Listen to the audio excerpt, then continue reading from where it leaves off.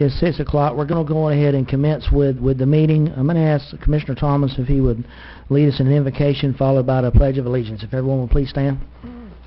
Please join me. Gracious Heavenly Father, we thank you for this day. We just thank you for this time that we can come together and do our business, our county's business.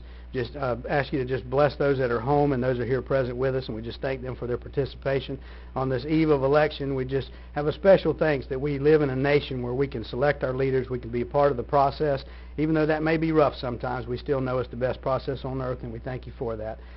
Everything we ask you to just be with us and present, guide our hearts and our minds. In your holy name we pray. Amen. Amen. Pledge allegiance to the flag of the United States of America and to the republic for which it stands, one nation, under God, indivisible, with liberty and justice for all.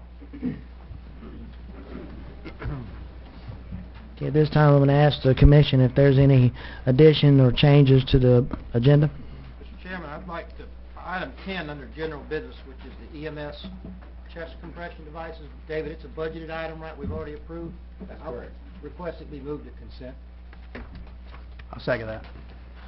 Okay, we have a motion made and second to move that. Do we need to vote to? We can do that when you approve the whole agenda. Yeah, we're just doing the agenda. Let's get the, if there's anything else that Okay. wants. There may not be anything else. But Do we have to do an actual vote to move that from general business to consent, or? When you vote to approve the agenda, Okay. if that's part of the motion, then that would be approved automatically. Okay, so I'm moving item number 10 and to the consent items. Do we have any other changes or additions? Mr. Chairman, the applicant on Plan 9 has requested this item be tabled.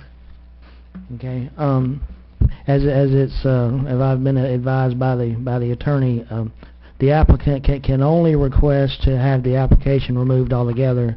It takes the board itself to determine whether or not an item is tabled. So this time I'm going to ask the Commission if the Commission wants this item to be heard, or does this item to be tabled? My motion stands, which is leave the agenda the way it is and move the item to consent. No, this is another thing. Well, I'm saying keep my motion to Right, got it. You want to explain, Heather? If I'm understanding correctly, Commissioner Merritt has made a motion to approve the agenda after moving item number 10 to consent, which would mean his motion does not include Okay. tabling the planning item that Mr. Cerner referenced. Okay, fully understood. So that we're going to leave the item in there to be heard. Okay. Is there any other changes or additions to the agenda? Okay. Can I get a motion to? We've got a motion made and seconded to approve the agenda. Okay. All in favor of the agenda? Aye. All opposed? The motion passes.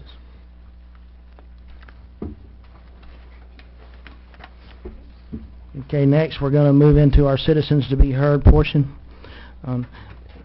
There's many citizens that might not be aware that within our meeting policy of our county, we have a subsection that covers decorum and covers civility.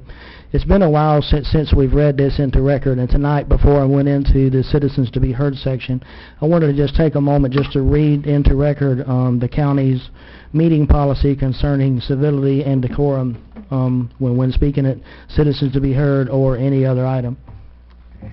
In subsection F, Number 1, it says, order must be preserved. If no person shall by speech or otherwise delay or interrupt the proceedings or the peace of the commission or disturb any person having the floor. Okay? And no person shall refuse to obey the orders of the chairman of the commission. Any person making irrelevant, impertinent, or slanderous remarks or who becomes boisterous while addressing the commission shall not be considered orderly or decorous. Any person who becomes disorderly or who fails to confine remarks to the identified subject or business at hand shall be cautioned by the chairman and given the opportunity to conclude remarks on the subject in a decorous manner and within a designated time limit. Any person failing to comply as cautioned shall be barred from making any additional comments during the meeting by the chairman unless permission to continue or again address the commission is granted by the majority of the commission members present. If the chairman or the commission declares an individual out of order based upon their decorum, he or she will be requested to relinquish the podium. If the person does not do so, he or she is subject to removal from the commission chambers or other meeting room. Any person who becomes disruptive or interferes with the orderly business of the commission may be removed by the commission chambers or other meeting room for the remainder of the meeting. It's like I said, it's been a little while since we've read this into record, but tonight I wanted to just wanted to refresh everyone that we do have a decorum and a civility policy when there are meetings. We're going to move into the citizens to be heard section. Our first citizen to speak is Mr. James Hennessy, followed by Mr. Steve Cushman. Good evening, Commissioners. James Hennessy, Spring Creek. While many citizens have already voted, hopefully there are many more who will exercise that right tomorrow. For those who are voting tomorrow, I thought I would try to make clearer the choice on Referendum A, otherwise known as the Wetlands Referendum. Opponents of the referendum have deliberately confused voters by claiming that voting no will actually protect the wetlands. This is like saying that you can prevent cancer by smoking. In reality, you should vote no if you are tired of tourists coming to see our birds, to fish in our waters, to visit our beaches, and to eat our seafood. You should vote yes, however, if you want the nurseries for our fish, shrimp, oysters, and crabs to be healthy and sustainable, and our economy to grow as a result. Vote no on A if you are happy with the diminished health of Wakulla Springs and think our beaches should be closed even more than 25% of the year. Vote yes on A if you prefer to have healthy wetlands and buffers assist in improving the water quality of our springs, lakes, rivers, and bays. Vote no on A if you like decreased property values, increased flooding, and higher flood insurance rates resulting from lack of wetland protection. Vote yes on A if you like vegetated buffers and wetlands which not only provide wildlife habitat and increase the value of surrounding land, but also decrease flooding and flood insurance rates. Vote no on A if you prefer a cluttered, paved-over South Florida look. But vote yes on A if you want to preserve the uniqueness of one of the most beautiful and biologically diverse places in the U.S.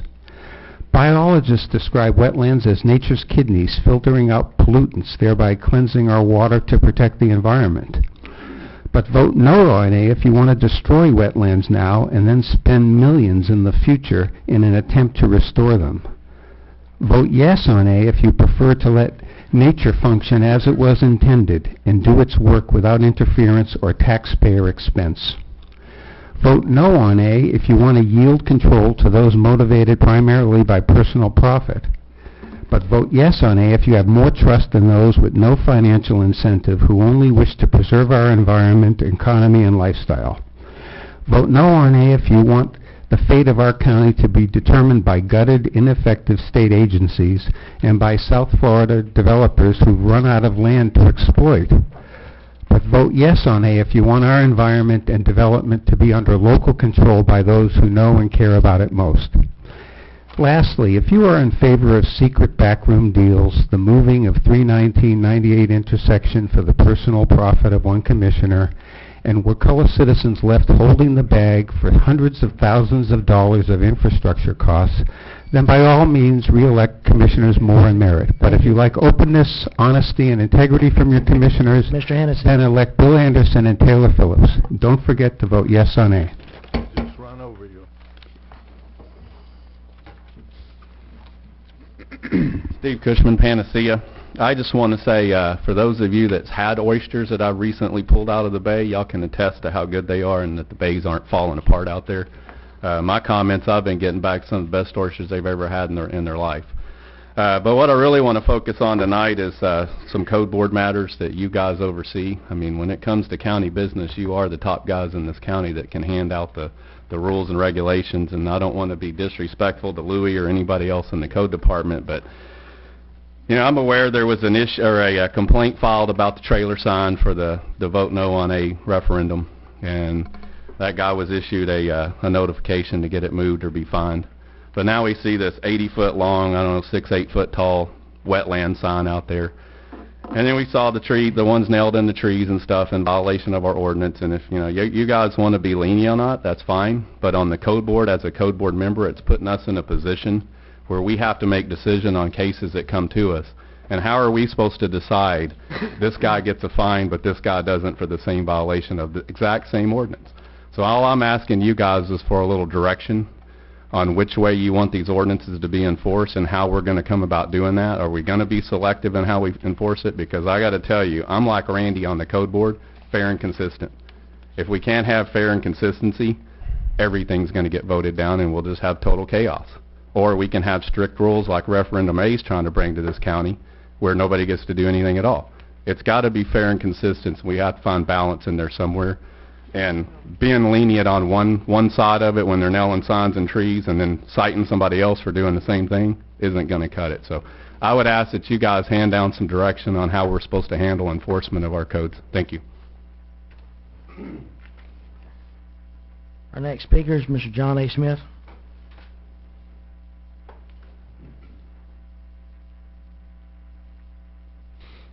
He will be followed by Eugene Watkins.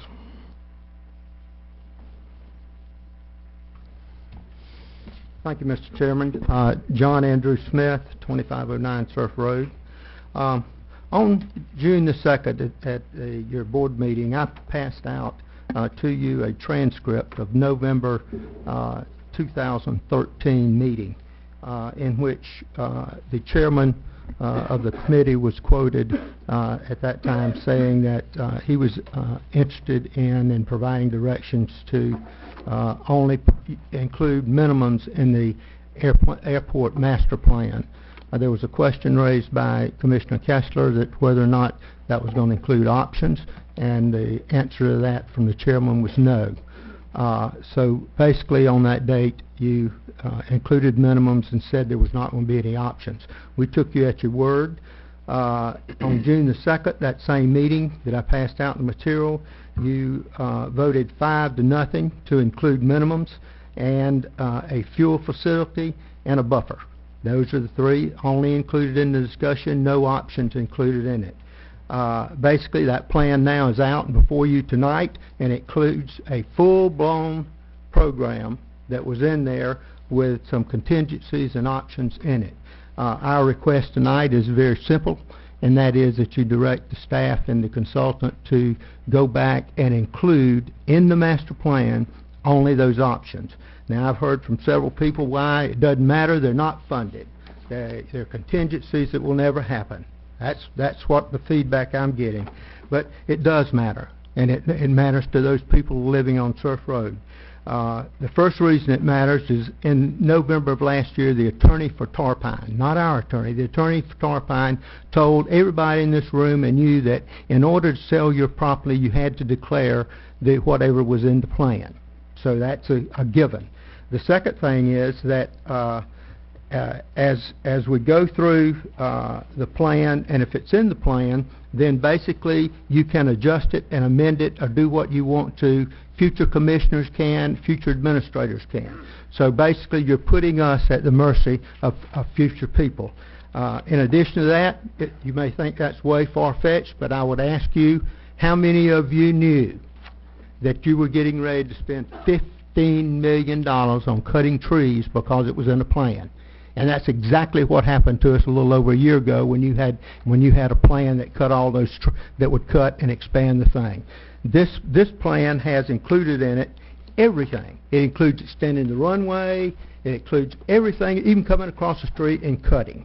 Now, I don't think that's what you meant. I know I have talked to each one of you individually. I've been at every meeting, and not a single one of you has raised the issue about including in this plan all these options with all the contingencies. Thank you, Mr. Smith. So, in closing, let me say No, the sir, only thing we're doing... We already reached the 3 minutes. Thank you.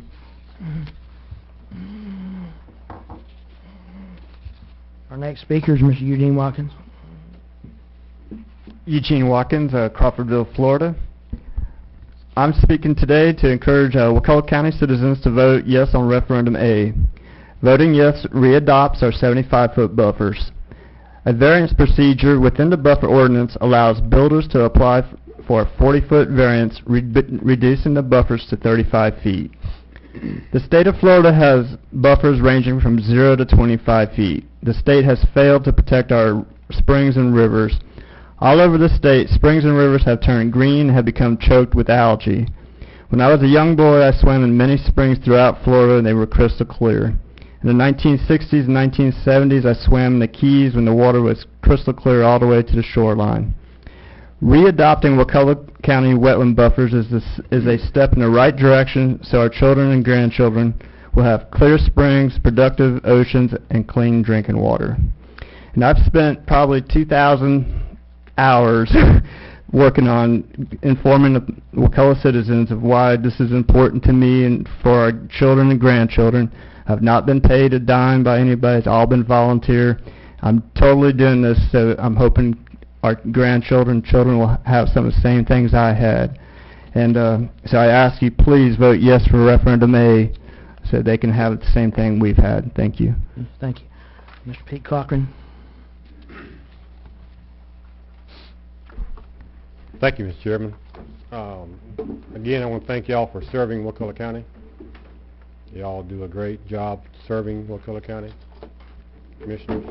I also want to thank the employees of Wakulla County for working, helping y'all here. So just thank y'all for serving. Thank you. Mr. Hugh Taylor.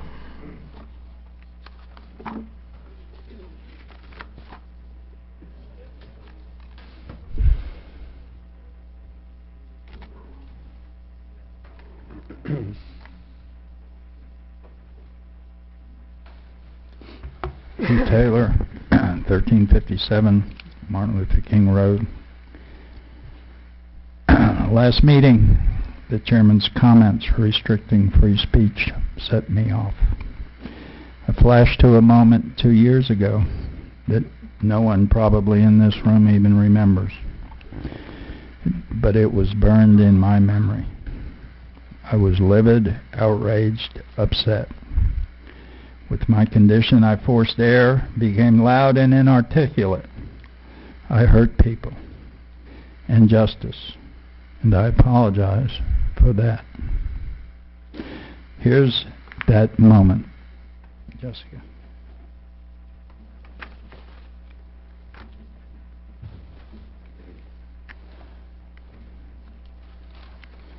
And 9 from United Way. He was living at 116 Kirkland Drive for 2008 and 9, which is in District 3. He has a hard time managing his own finances if you check out his ethics reports. And I don't want him taking our county in the same direction. Senator Allen's not going to say anything, but please, don't do that. Okay. Please, ma'am. I will stop there. I helped write that policy that was violated in that video. It's like maybe close to birthing a baby. That was the cause of my upset. But it was a chilling example of a commissioner bullying and intimidating a citizen. It was shameful, and it was against the policy at the time, and to my mind it's still against the policy.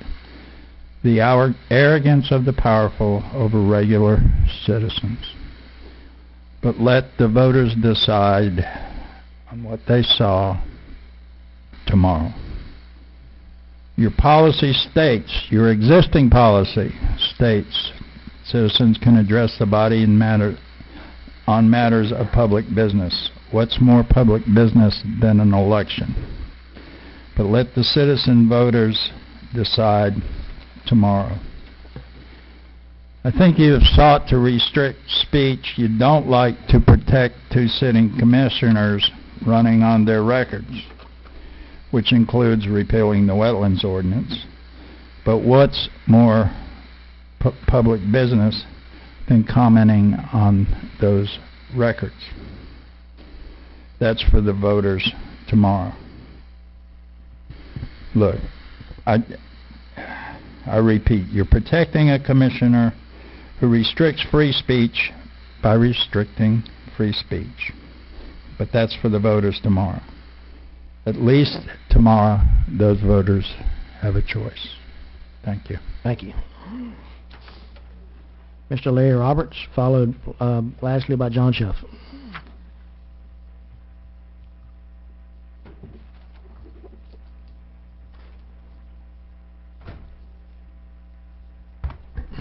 Gentlemen, Larry Roberts, South Chappie. I'm here to speak at the wetlands and encourage people to vote yes and to discuss the signs, which are misleading at best. The vote no signs have in their disclaimer this organization's property rights for Wakulla. There's 3 different kinds out there. Some of them say one thing, some of them say all 3 things. One of them is protect your property rights, and there's some that says protect wetlands and property rights. Now, protecting wetlands, you know, good and well, everybody knows, I hope, that the wetlands ordinance would protect the wetlands or protect them better. And a no vote would allow for more intrusion into the wetlands. On the property rights issue, drop the rights and think of it as property. Protect your property. Which one best protects your property? Of course, the wetlands ordinance does. The rights portion is a emotional word that's misleading and not really something to consider. One of the signs says no duplicate regulations. We don't have any duplicate regulations, never have had duplicate regulations. And to reinstate the wetland ordinance would not duplicate any regulations. No property lawsuits, the sign says. I left my crystal ball at home, but we never had any lawsuits on the wetlands when that ordinance was in effect, and I think it was in effect for a period of about 3 years. We may have lawsuits. We may have lawsuits anyway, regardless of whether we do or don't. Counties are going to get sued by people frequently. No higher taxes. I don't see how the wetlands ordinance would affect taxes in any shape, form, or fashion. The logic there is beyond me. And as I understand it, major financial support for the Vote No campaign came from several LLCs in Davie and Fort Lauderdale, Florida. I also have determined that they were very generous to Mr. Moore in donating to his campaign very recently.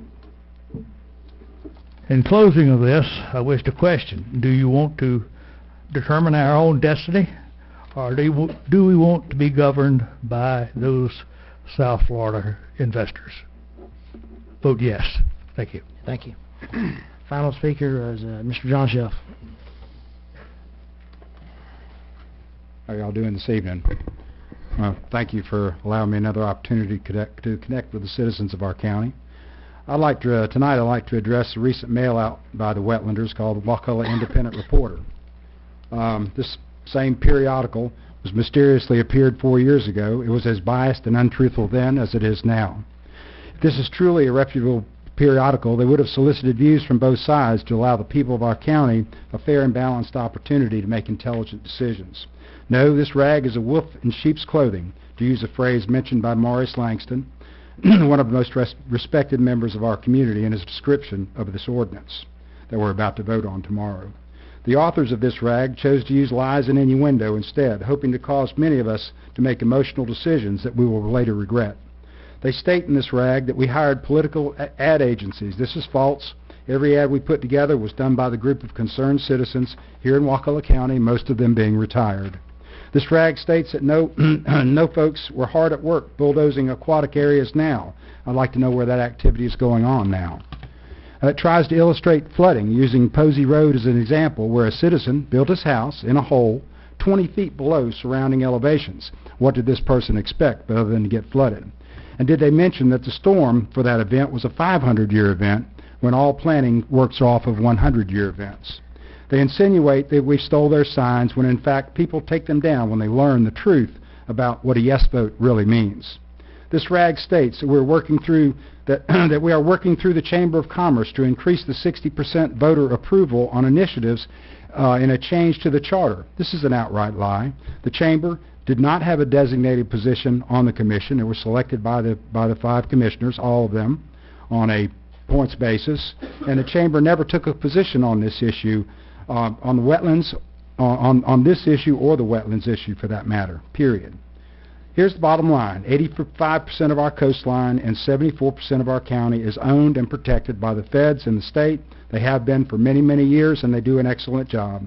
At least 26% for us, for which we have existing protections on all bodies of water, karst features, and springs. Adding more buffers beyond new state protections will trigger loss of use of property and the Burt-Harris Act, costing us all tax dollars.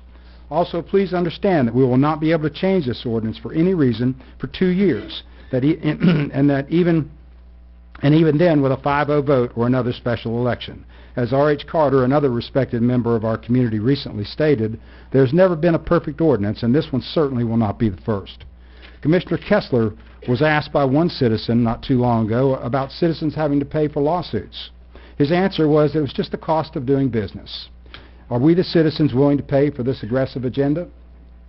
In closing, we expect that the vote on property rights, wetlands issues... Mr. Shuff, thank you. Okay. Thank you.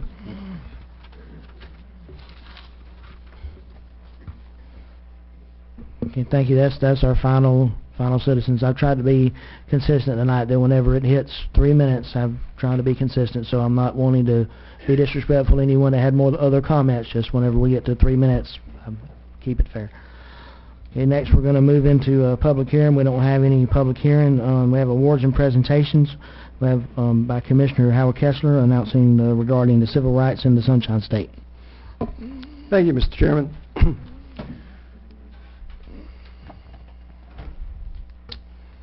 So the civil rights in the Sunshine is the topic of a exhibit at the Museum of Florida History, and it deals with, of course, the civil rights.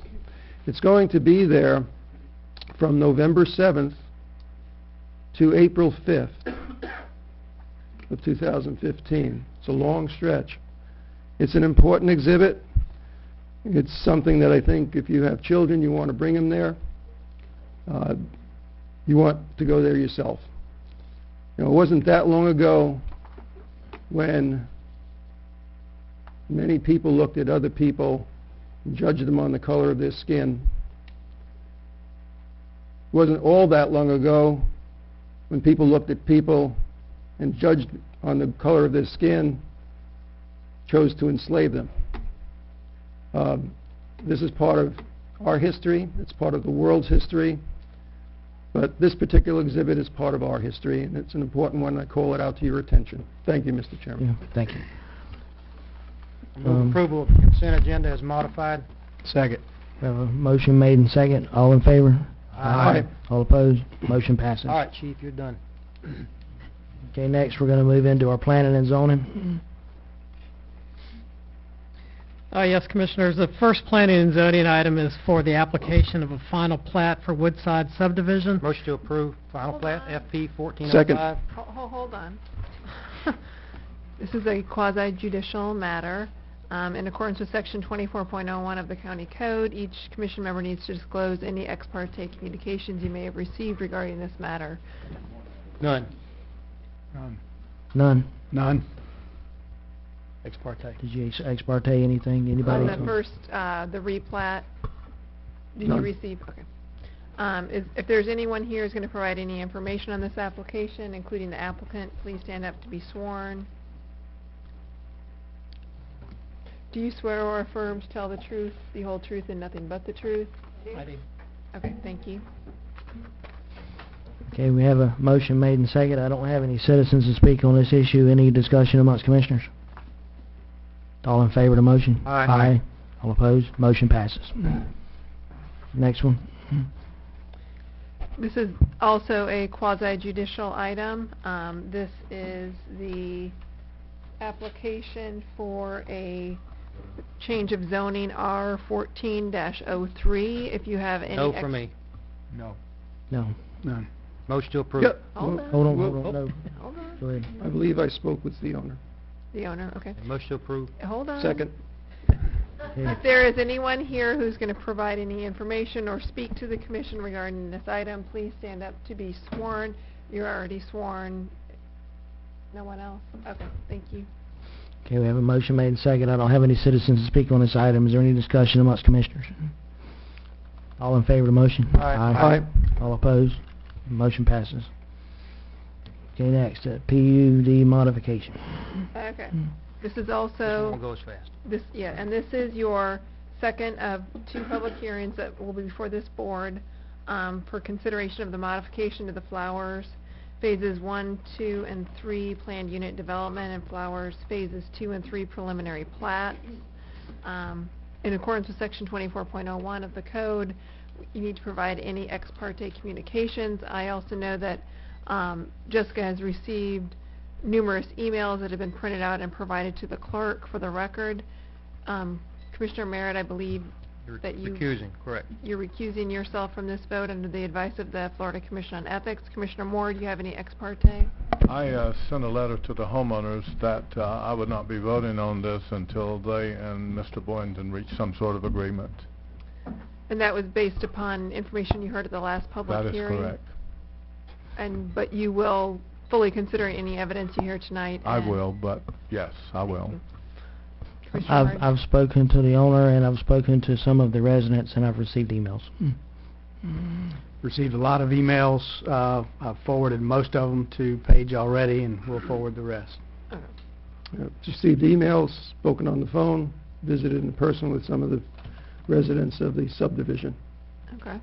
If there is anyone here who is going to provide any information on this application, please stand up to be sworn. Raise your hand. Do you swear or affirm to tell the truth, the whole truth, and nothing but the truth? Thank you.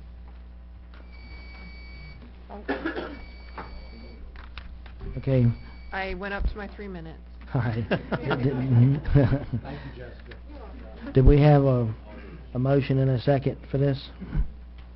I can't remember.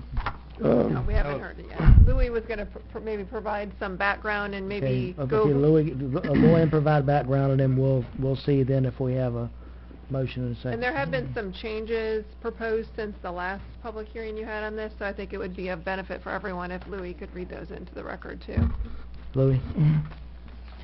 Yes, Commissioners, this is a change to a major modification to Phases 1, 2, and 3 of the Flowers Planned Unit Development and Phases 2 and 3 Preliminary Plats. Since the last meeting, we have incorporated recommendations that came out of the Planning Commission meeting, and as well as recommendations that were discussed during the board meeting and in discussions with the applicant. We've included these items as attachment 12, so that's probably the most recent attachment to reference you to look at. Just in a nutshell, what was done is the borrow pit was made a separate Phase 4 to not be included with the homeowners' concerns about it being tied to Phase 1.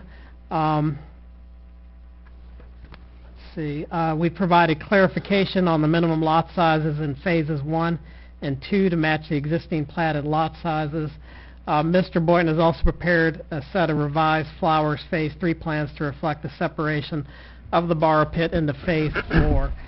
These changes are, again, reflected on attachment 12, and what we've done is gone through and added all the items that were discussed by the Planning Commission and by the board and the concerns that were addressed. Again, the Planning Commission did not make these as recommendations. There was a tie vote, so it did go forward without a recommendation from the Planning Commission, but they did discuss these as conditions. Staff is again recommending board direction. We do have concerns about the compatibility of the borrow pit with the existing residential development. I can go over more of this, but I believe y'all are familiar with what is proposed. The applicant has made a request that this be tabled, and I did provide that to you in writing for his reasoning. He's still working with the trying to work with the homeowners on this. Be glad to answer any of your questions that you may have on this. I basically have a question. It's my understanding that he has moved up to a 1,700 square foot from a 1,600 to a 1,700 square foot. Not in Phase 3. What is being proposed now is that Phase 3 would be 1,600.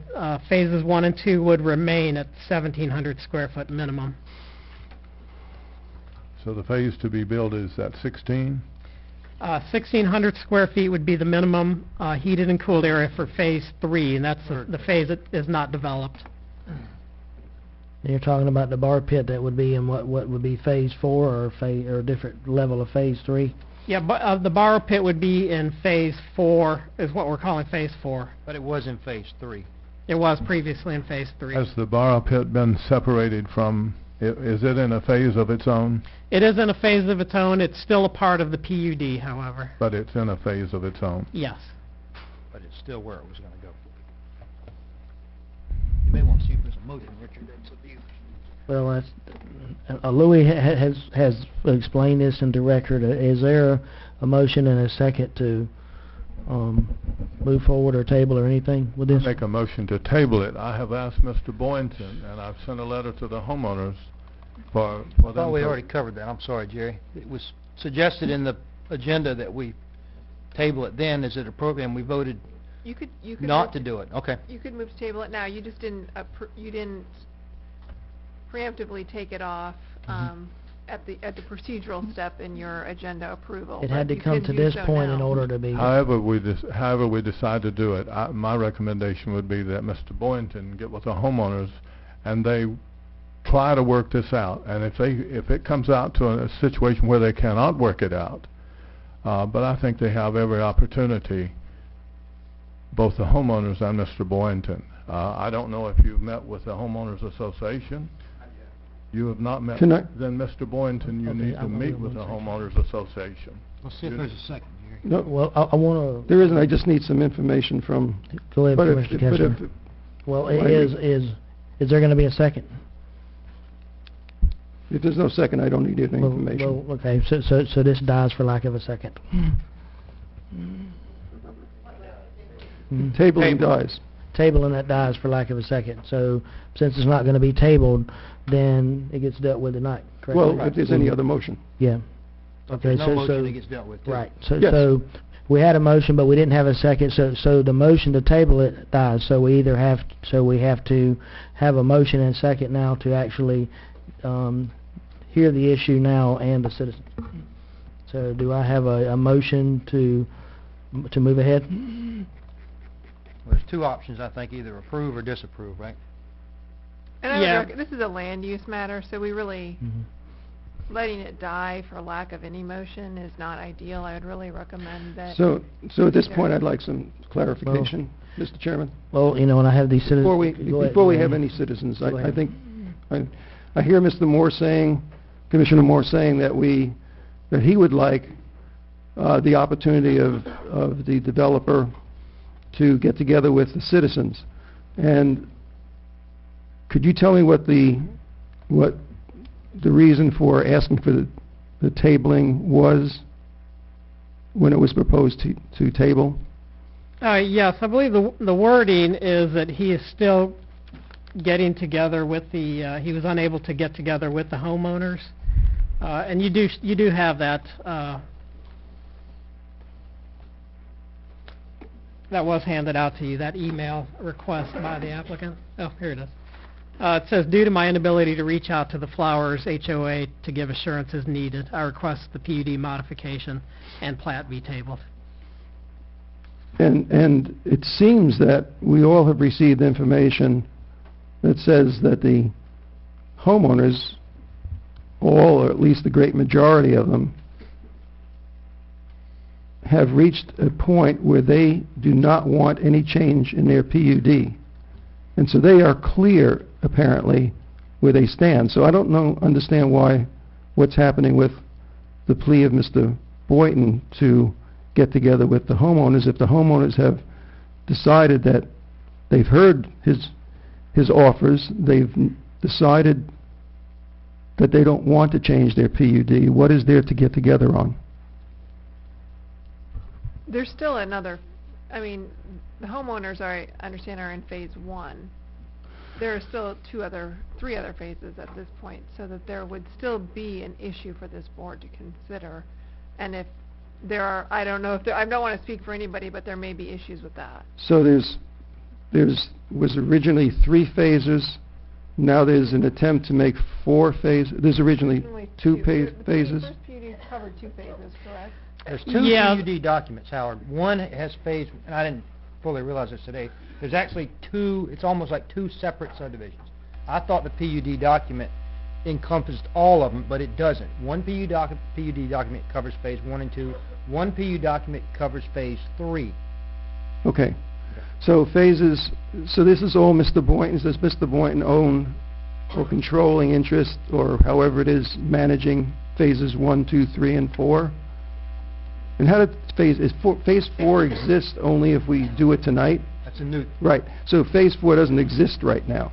correct, So there's phases 1, 2, and 3. correct. Okay. So based on what we have before us, who is the controlling entity in phases 1, 2, and 3? Is it Mr. Boynton? Yeah, my understanding from my conversations with Mr. Boynton today is that he does not own a controlling interest in phase 1. Who does? It's Boynton Flowers LLC is our understanding, but he is not he does not control that entity. And yet there was a petition to the Planning and Zoning Department to affect at one time phases 1, 2, and 3, Yes, originally it was going to affect phase 1. made by Mr. Boynton, Yes. who was not the controlling interest. Yes, and we did not find that out until afterwards, until after it had been submitted and processed. What does that mean? Well, it means that he's not authorized to make changes to phase 1 unless he's acting on as the agent for phase 1, which we don't have any of that in the record. It's my understanding that, and there was some question that who was going to be running the homeowners association, whether it was going to be the homeowners or Mr. Boynton. It's my understanding, and in my letter I've said, get together with the homeowners, work it out, figure out, and if I'm not mistaken, Mr. Boynton has said that the homeowners, he would turn over the association to the homeowners. That's my understanding. I'm going to break in. I'm going to make a motion. Okay, this is what I was just fixing to say. This There's is a lot just of getting too convoluted. There's a lot of discussion going on. I'm going to need a motion in a second to proceed. I'm going to make a motion, we conduct a public hearing and not adopt the proposed ordinance. Second. We've got to get this straightened out. We- It's just, we- it's too convoluted. We've got, every one of these homeowners are a party to this decision, so they have to be on board. They have to be in agreement in order for this to move forward. Mr. Boynton, I don't know if you have the ability to pull it and just pull the application and then renegotiate it, but we've got to make a decision, and I can't in good faith make a good, I have to vote no in this situation based on everything that I've seen. Mr. Boynton, hold on one second. Okay, so we've got a motion made and second. I'm going to go on ahead now and allow the citizens that have filled out a speaker cards to speak. The first one I have is Mr. Boynton, who is the applicant. If he'll come up and say what you want to say, and then after that, then I'm going to proceed into this other. Now, one thing that we have done recently is to allow the person who is the applicant, Mr. Boynton, to be able to interchange with the If commission. you want to be fair, give him 3 minutes. If somebody else wants to talk to him some more, that's the way we've always done it. I Okay. think. 3 minutes, Mr. Boynton. Thank you. First of all, I've sent an email to homeowners saying that this was going to be tabled. So I don't think we have adequate representation because they were notified that it would not be brought up. So it's not fair. However, assuming that this is voted on, I would simply like to say that the way that I intend on going forward with the HOA is to send a ballot to every home. There's 78 residents of the association. If that is the majority, then so be it. But I don't think that I'm hearing from the majority of the homeowners. The only way to do this is to actually send a registered mail to the homeowners and have them vote on several things. First of all, on the covenants. Article 7, Section 11 speaks of different types of construction in the subdivision. There's been controversy as to which of these items are apropos and which are not. So I want to get a vote of the HOA, 100% of the vote. 75% changes it. If 75% of the people want it changed, it changes. That's the first thing. The second thing is, I do not own controlling interest in that HOA, okay?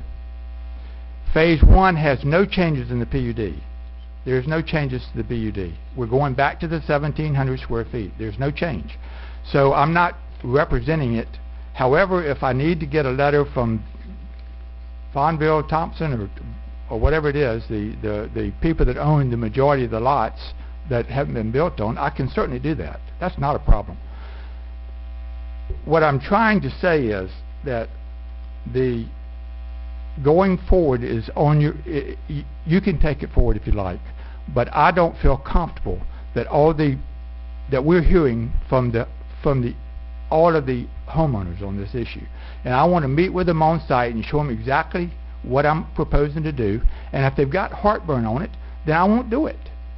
I mean, it's simply put, I'm not going to try to push myself upon the homeowners. If they feel truly that their home values are being destroyed, then I won't do it.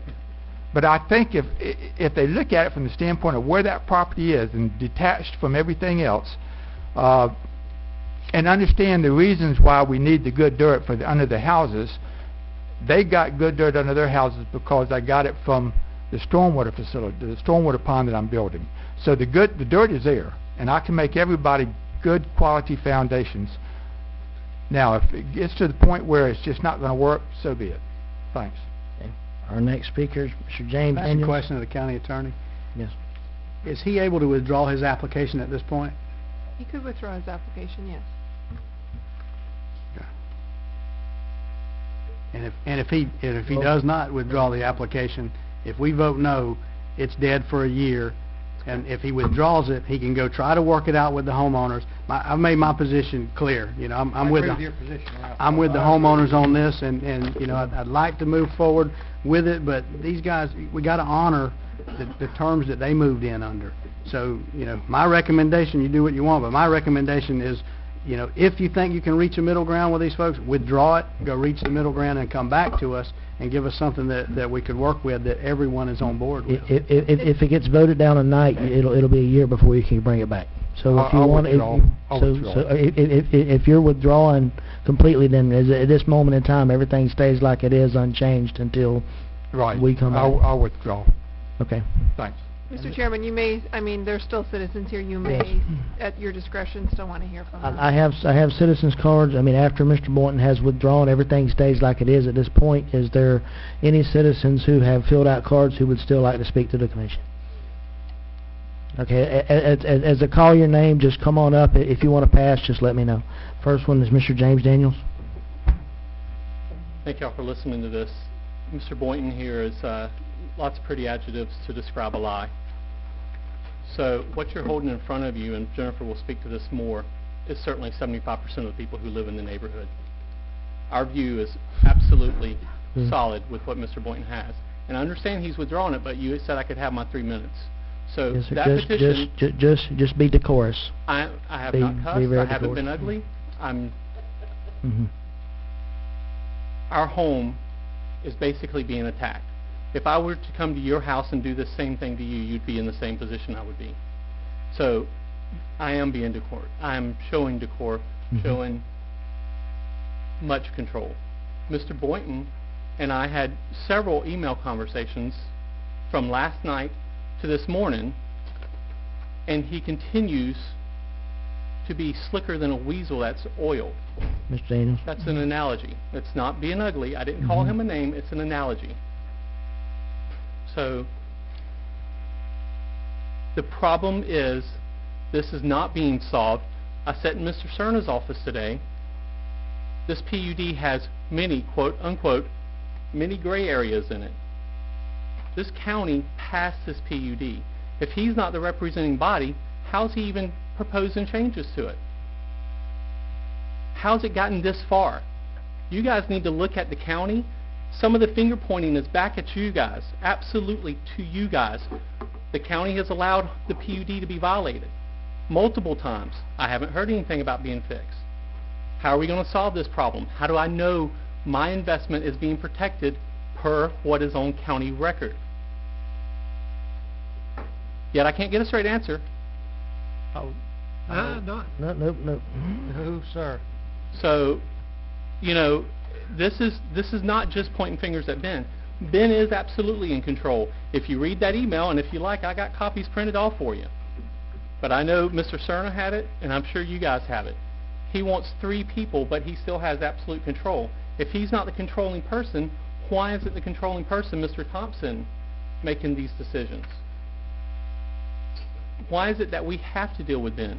Ben has yet to address any problems, and when we ask him to address something, if he'd have been a good neighbor, if he'd have been a good landlord, which is basically what I feel like he is, all the time I've lived there and all the time my neighbors have lived within this subdivision, we would be much more willing to work with him.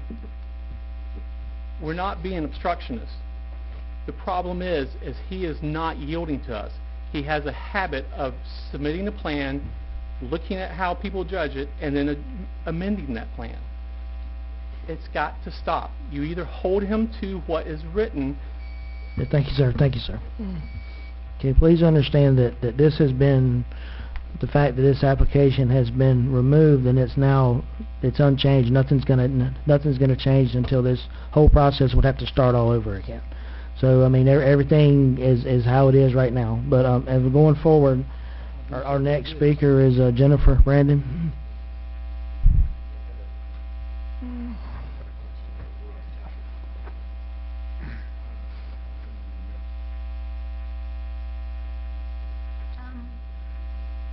Good evening, gentlemen. I'm the one that has the petition that was signed by 56 of our homeowners throughout the Flower subdivision, and they have unanimously asked that we keep the PUD in place as it is. I know that that's off the table, but the last page of what I have in that packet is 6 photos.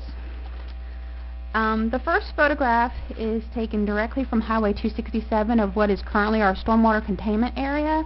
The second photo is actually an aerial photograph from Google Earth, and I'd like to point out that there is only a thin strip of trees that actually is what prevents you from seeing the stormwater containment area from 267, but yet the first photo is showing you exactly what it is from the edge of 267, and then further down to the left in the northwest corner of that photo is actually where the proposed borrow pit's going to be.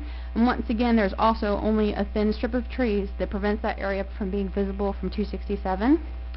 And our fears and concerns with this issue is that it's just going to become a 4-wheel park and a dumping ground.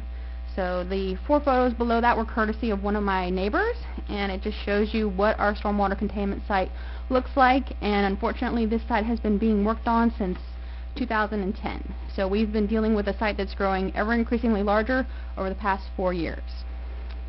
And that's why our concern is in regards to the borrow pit. Thank you for your time, and thank you for everybody for responding to all our emails and questions over the last couple weeks.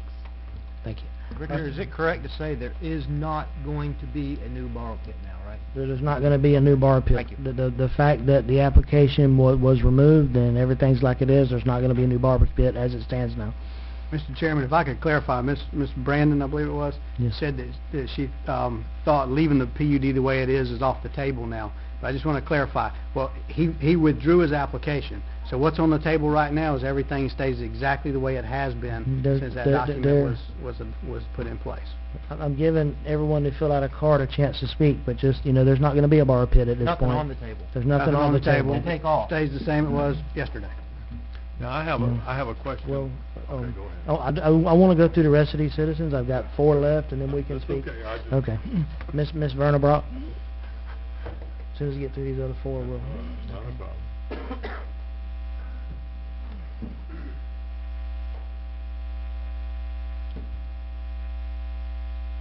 Good evening, everyone. I'm Verna Brock. My address is 866 Woodville Highway. My concern with this, as you know, is that I would describe the developer, whoever it is, their actions as very inconsistent, and there is a strong sense among the residents there that this was being done. There were things that were done, like houses that were being consistently built smaller than the PUD required, without anybody noticing, and without any kind of input from the residents as to whether or not they thought this was appropriate. And so there's a great deal of sense that somehow, I think what I'm trying to say is they want to know that their elected officials are going to represent them as well as Mr. Boynton. They want to know that a year from now when he comes back, that you will still look at this with eagle eyes, because there's a deep concern that he will try to come back and try to slip this under the radar, and they don't want to spend every year or every 2 years having to come back down here and argue this case again, because they feel like their homes are just as valuable as anyone else's homes. Their neighborhood is just as nice as anyone else's neighborhood, and they want to keep it that way. And I have a concern about the fact that this stormwater pit, or whatever it is, it's really just a smaller borrow pit, and it's very unsightly as it is. And is dirt being taken out of here and used somewhere other than in the Flowers neighborhood? Because otherwise that makes it a borrow pit, and there's some sense that it has been taken out of there and used in other neighborhoods. And so instead of calling it a stormwater containment pond, it is another borrow pit, which violates the PUD. Thank you. Thank you. Our next speaker is Ms. Diane Hurd.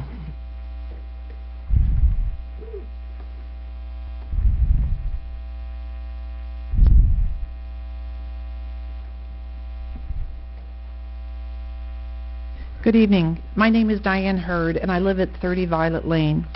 One of the things that was mentioned this evening that I'd like to draw your attention to was Mr. Boynton had claimed allegedly he couldn't get hold of the HOA. I would remind everyone that the HOA and the homeowners are separate. They're not the same. As you've already heard, we've signed a petition, so I think that the desire and the wishes of the homeowner is pretty clear and is pretty self-revealing. One of the things that concerns me is I'd like to know how an experienced developer made not just one mistake, but 8.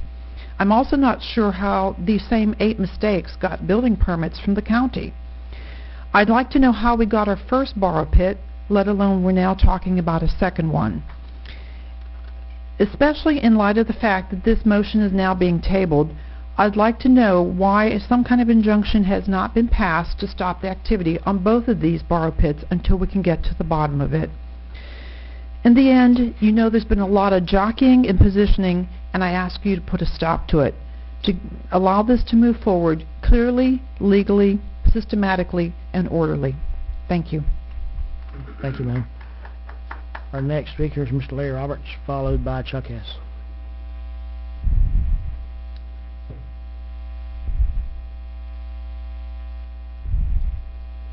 Oh, they were up Sop Choppy. That lady's a hard act to follow. She took most of my thunder away from me. My major point is, this subdivision was started before any of you ever came on the board. I've been going to meetings for years and years, and I don't remember when this Flower subdivision first came up. There's the sewage issue that wasn't done. The roads within the subdivision, if I understood the people correctly at the last meeting, haven't been completed yet. If Mr. Boynton abandons his job, which sounds like that's what he's about to do, I would hope that you folks find some way to not let him turn a shovel of dirt or drive a nail until he has gone back and completed his job. Thank you. Final speaker on this issue, Mr. Chuck S.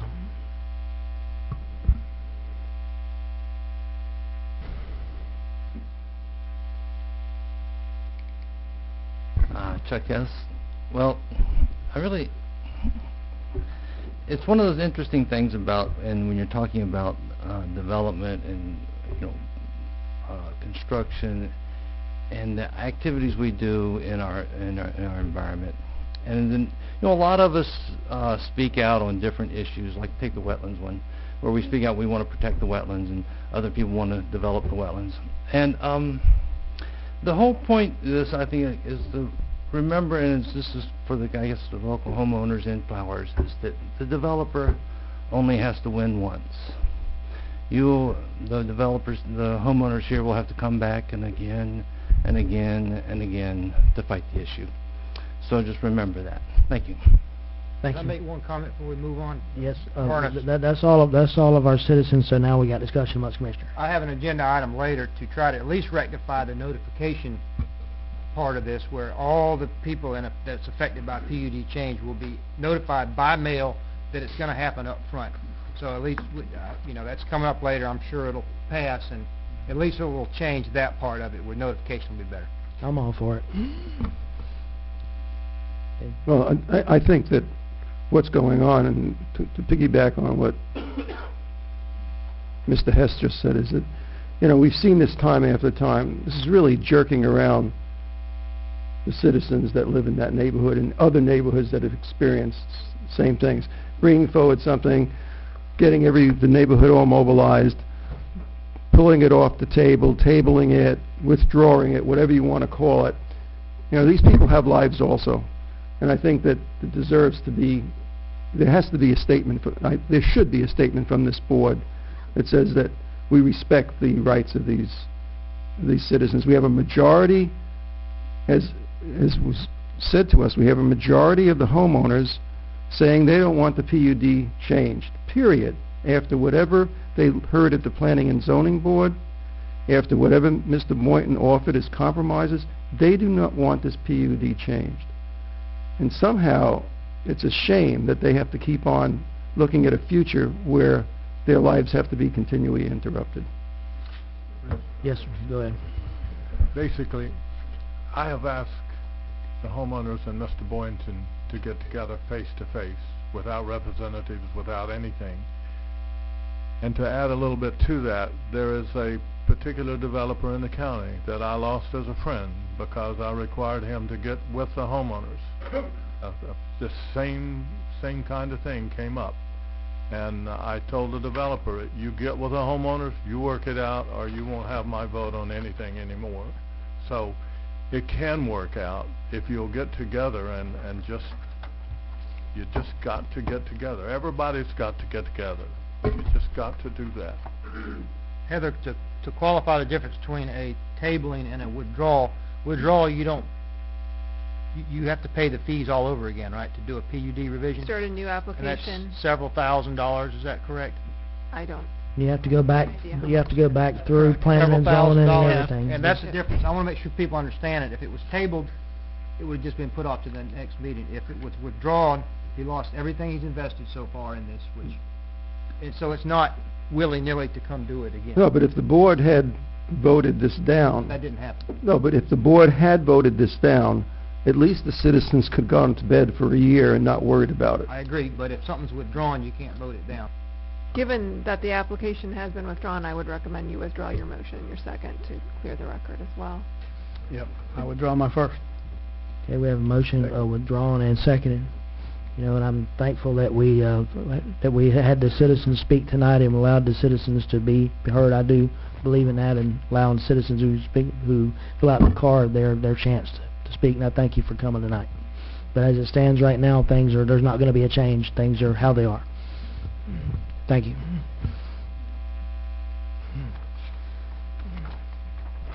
Y'all want to stick around for the airport? I'm in favor of the airport. We have lives. Good. Bring your pocketbook. Okay, we have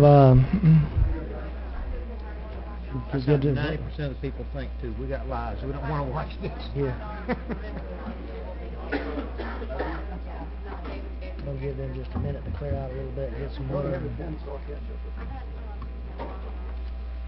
Let me get a swig of water while he starts. You can go ahead and start. Don't wait on me. Let's see, item number 10 we put in the consent, so we're going to begin with item number 11, correct? Yep. That should be a decent one. Hey, how you doing, Paul? Good to see you.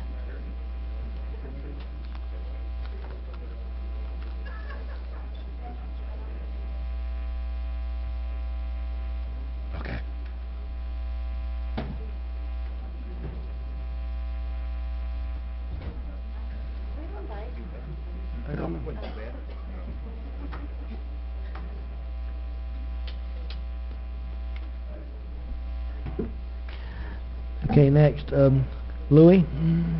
Or, well, David? That'd be me. He wishes it was Louis. I wish this was Louis. Let's get on to something easy. Okay. I can't hear your mic too well. Can you hear me now? Yeah. Okay. All right, item number 10 was placed in the consent agenda, so we're going to begin with item number 11, request board approval of the revised Wakulla County Airport Master Plan. Yes, this is request approval of the airport master plan. On December 9th, 2013, the BoCC voted unanimously to approve the airport master plan and the public-private option for the airport. We submitted that plan to DOT. DOT commented back, commented on that. On June 2nd, we brought that forward to the BoCC for approval. You approve the plan with the following changes. Is that on page 81 that we would take out the demand triggered needs and have and only things that would be in there would be environmental feasibility study, land acquisition PD&E study, runway and taxi engineering and realignment, turf movement area stabilization, security fencing and gates, airfield signage and lighting, vegetative buffer, and fuel farm. On June 16th, we brought this back to the board along with the agreement for the Tar Pine Association. There was some discussion at that time as to not approve it until we had the agreement both with Tar Pine and with Walt Dixon. And at that point in time, whenever we got those two agreements, bring them all back together and tie them together, and then we'll move forward with approvals. I'll make a motion to approve with two changes, Mr. Chairman. If y'all have your books in front of you. On page 82 of the capital improvement element, second paragraph down, David, are you following me on this one? Yeah. The first sentence says, the projects identified in this capital improvement plan include those that are required to bring the Wakulla County Airport up to current licensing standards. Delete everything after that, which is the future possible projects, all the way down. Delete the first sentence on the paragraph below that, and then pick up where it says the following are the recommendations of this master plan, as well as narrative describing them, which is the projects we approved at the board meeting you said. So basically this takes out any reference to any future things that the board hasn't given direction to approve, like it takes out airport office, paved aprons, helipad, all that stuff. It takes them out even for future consideration. Well, those would be a demand triggered need. We're taking out the demand triggered needs. Well, but I mean that those could be brought back at some point in time. In the future, in the future, that's right. Yeah, but not. Yeah, it doesn't have to be in here. 20 years from now, if a board wants to bring up to put a paved helipad in, they can deal with that then. That's right. But you understood what I wanted to remove. Is everybody clear on from the word all down to the word included? Are you saying take out any supporting documents that go with it, drains? Just the words. Just the words. That changes just on page 82. These 5 pages are what really matters. Capital improvement. Yeah, that's all that matters. He's going to look at. So I want it on page 82. Let me go over it one more time. You see where the paragraph starts off that says these projects identified in the CIP. Leave that sentence in. Delete everything after that down, and then re-pick it back up where it says the following are recommendation master plan, because that we do need that in there, right? Right. If you'll look, Commissioner Thomas, the other and rest of the CIP, yeah, the rest of the CIP is are explanations of what's in the first and the page previous to that are in the airport Can needs. I just go up there and touch the screen? Yeah, go up there. Mind if I do that? Jessica, could you go to not the next page, but the previous page to that, please? Wait, leave that page. Right here, delete all the way down to all that. Right. Right. Whereabouts in this plan is the cost of what the county is going to bear? And we'll get to that. We'll get to that. Hold on. Let me get my second. Okay. Clear on that one? Yep. Second. I got it. Second one is any road that gets blocked off by any land acquisition must have a cul-de-sac installed on it for safety purposes. That's my 2 recommended changes. So I have a motion. Do I have a second to Randy's motion? I've got some changes as well that I would like to put in, so I guess I can throw them out to see if I can support your first, if we can put them in together. You want a second, and we're not gonna get an argument about it. I'll second it for discussion. There you go. And if we can't reach a happy ground, I'm gonna pull it back out. Okay, that's fine. I've got a motion made and a second. Now, before I go to citizens speaking, are you wanting to? Let's work this out. Yeah, well, I think that's what I'm Work saying, this out. but we need to figure out Yeah. what the motion is before they Right, speak right, on it exactly. to make sure. So you're in agreement with my two changes? Yeah. If you go to page 4, there's a legal description there that was pulled from the deed. I would do a strike through the section that says considered 12,500 pounds Yep, or I less. agree, that's fine. So we'd strike that one out. Yep. No, what's just, in parentheses? Just in parentheses. Page 4. Page 4. So the second line of that, everything in parentheses there. And if it's light aircraft, it's light aircraft, but then that way it'll be consistent with what the deed says. Yeah, that wasn't in the deed. Okay. And I've got some questions also that I don't know the answer to yet. Page 32, it talks about critical aircraft, and it defines the critical aircraft at the airport as a twin-engine Beechcraft Baron 55. You know, in order for me to move forward, I'd like to feel comfortable of how that is determined. I know sometimes we have military aircraft that fly in there. Is that a critical aircraft? Is that something that we should consider? And how do we determine that one aircraft? Is that the worst case scenario, basically? Yeah. Well, this is John. I asked John those questions. He didn't show up. He's not here tonight, I don't think, unless John is here. And he didn't send it back. But if I'm not mistaken from talking to him in the past, this was the consistent use of the airport, which is the Biggston. That was the reason that was put in here. That was the heaviest duty that was being used on a regular basis. That was based out of here, was from the explanation he gave me. So I wanted to clarify that, but I went back and looked at some of the notes, and that's what I found. It has to be a based aircraft. Well, that was the idea. It was the one that was repetitive, that was based out of there, and that used the field. Okay. And because we don't have, you know, the military can just go away and we not have that aircraft come back. Right. Next one to me is probably the biggest one, the hardest to easily overcome. Page 55 talks about airport licensing standards projects. Second sentence there were 2 deficiencies noted during FDOT's inspection of the airport. They included the width of the primary surface area, which I think this plan addresses that well. And the second is the provision of a public telephone. These deficiencies, as well as mitigation techniques, are discussed in this section. So if we drop down to the bottom of that page, last sentence, it is recommended that the county request an exception for the deficiency so that the deficiency can be corrected when an airport office facility is developed. So it's a telephone. Doesn't seem like a very big deal, but we just struck through the... Let's just strike through that whole sentence then, okay? We just struck... Well, no, we got a deal. It says that the width and the telephone were 2 major discrepancies, and our plan doesn't address how we're going to get past that. And we just struck through the triggered item that dealt with having an airport office. And so our plan doesn't address one of the 2 major items that the DOT inspection identified. And so I don't... Well, you know it used to be there, right? Yeah, the old... Why don't we just do that again? We could do that, but we got to put that in the plan if that's going to be consistent. Let me be clear about something. Was that really identified as a major concern? No, that's just the plan.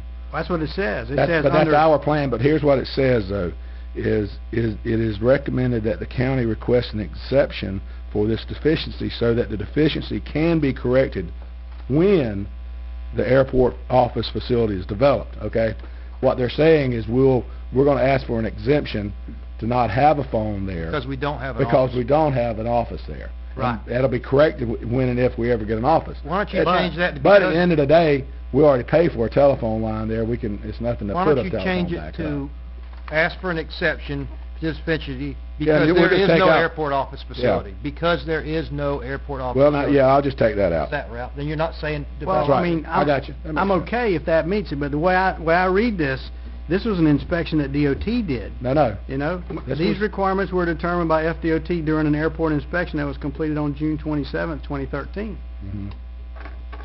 Right. I Right. mean, That's that- what I'm saying. We're so going they to take care identified of these it. two And problems. this addresses it. We This can addresses ask for an exemption because we don't have an That's office, is what he's saying. So we'll change it. I understand what you're saying. I think David does too. Yeah. Take out the future office. Just say, ask for an exemption because we don't have an office. So what we're saying in here is, you're right. What we're going to do is come down, we're going to say, okay, we're going to, as soon as it's approved, we're going to ask for an exemption. If they say no, we'll put a telephone booth out there. Can I read a new sentence, if you would, Ralph? Sure. Where it says, it is recommended, here's what I recommend that sentence be changed to. It is recommended that the county request an exemption for the deficiency due to the fact that there is no airport office facility, period. All right? And then strike out when these facilities are planned and designed, just strike all that out. But I get that, and I'm okay with that if that's okay with DOT. But when they came and did the inspection, they knew we had no facility. So why would they note that as a deficiency if we've never had a facility there, an office, I should say, with a telephone in? I'm okay with going and asking them that, but you know, Well, my reading I of think this, the problem was we had one there at one time. Had a phone. Had it, and for some reason, crashed into it. something, I don't know, whatever happened to it, and they're just saying put the telephone back. Right. You got hit by an airplane. I'm okay with that as long as the DOT And it will took out sign the off date, on too, it. by the Yeah. way. Hey, what's next, Ralph?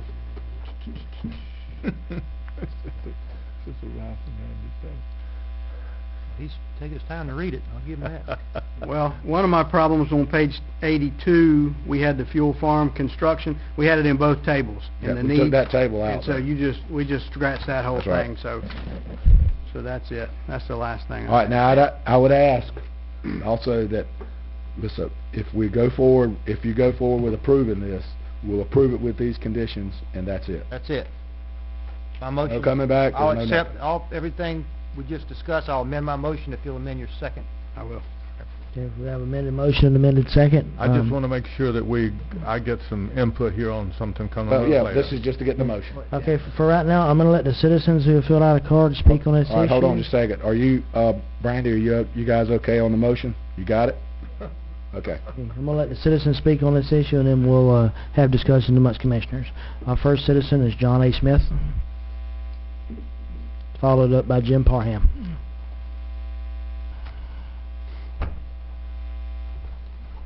Mr. Chairman, John Andrew Smith. I really don't know where to start, to tell you the truth, as I sat back and watched what you're doing and how you're doing it.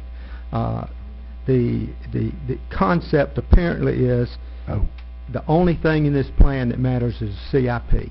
Y'all said it just a few minutes ago, but that's the only thing that matters. Well, the fact of the matter is that's not the only thing that matters.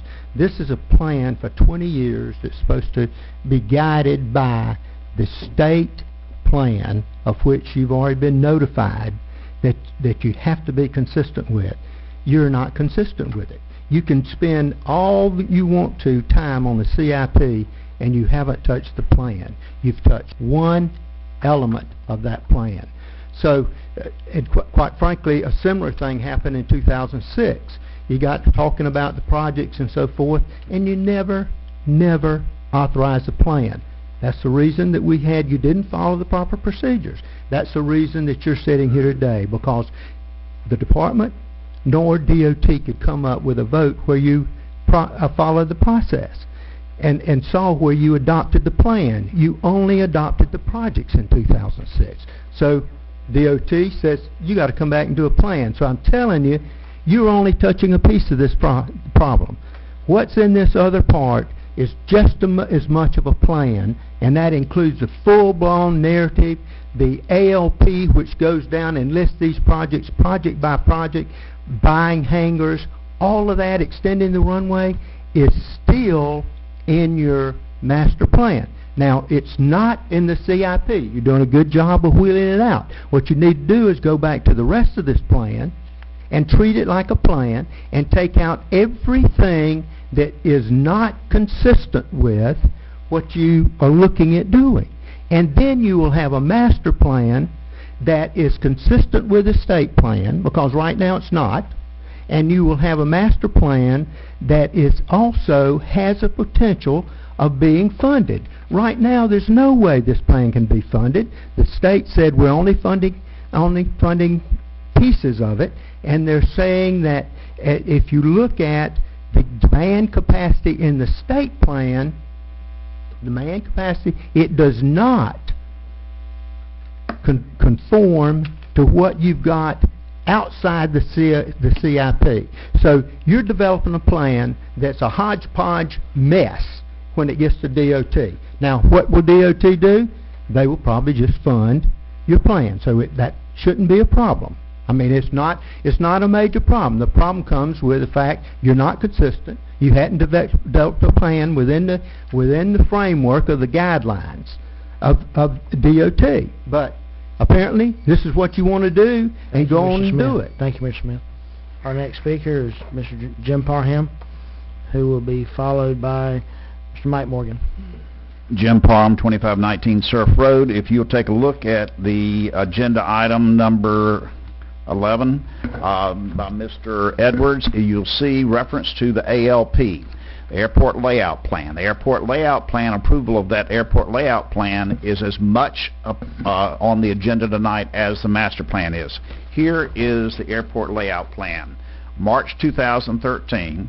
It was titled as revised for this meeting tonight. It has not been revised since March 2013. And Mr. Smith, if you'll please hand these out. We had been told that we would not have any trees cut south of Surf Road. Look at page 7 of the airport master plan. It shows trees being cut south of Surf Road. Just take a look at it. Hand one of those to Mr. Edwards, make sure he knows that too. I got it right here, don't worry. Okay, all right. And so what you're approving is cutting trees on our property. Okay, and then now we have been told numerous times by Mr. Edwards and Mr. Fultz that this runway would not be lengthened. Yet on page 6 it shows that we have existing 2,572 feet and future 2,706 feet. Also, you have in there on sheet 2B, you have all the future hangars, just like Mr. Smith pointed out. And at the south end of the runway towards Surf Road, you have the paved surface. It still shows the paved surface in the airport layout plan. You cannot approve this airport layout plan when you've already been told you can't get it paved. It's not going to be paved. You've made those statements. The airport layout plan and the airport master plan should be remanded back to the consultant so that it conforms to the direction of the board, delineating just what Mr. Smith has pointed out, is that all of those options, bells and whistles, be eliminated from being spoken to. Otherwise, those things are a cloud over our property. And if they're still in the master plan, still in the airport layout plan, then we have to disclose that, hey, this is what could happen. You've got a 2,400 foot requirement for a standard strip. The existing one is 2,500 feet. Just shift it over. That's all you have to do. Shifting it over as far as they're doing it, all the way over to the refuge subdivision, is simply to preserve the VFW building, so they might be able to future use it for an office. Just shift the whole thing over, keep it as existing alignment, and we're fine. That's fine, no problem. And thank you, Mr. You Parham. satisfied? Our next speaker is Mr. Mike Morgan, followed by, how do you say that name? Mike Morgan, 3140 Coastal Highway, Crawfordville, Florida. I just want to quick urge you guys to find a resolution so we can keep our airport either the way it is or the way the master plan will bring it another day in the future. There's a lot of us there that don't want to lose what we got. And I don't know if you'll be talking with these folks when the bike trail goes. They'll probably have problems with that too. And I'm sorry about that, but that's the way I'm starting to feel. But you're doing a good job here. Work it out. Keep what we got. Thank you, sir. This next person, how do you pronounce it? Is Kurt Steiner? Kurtz?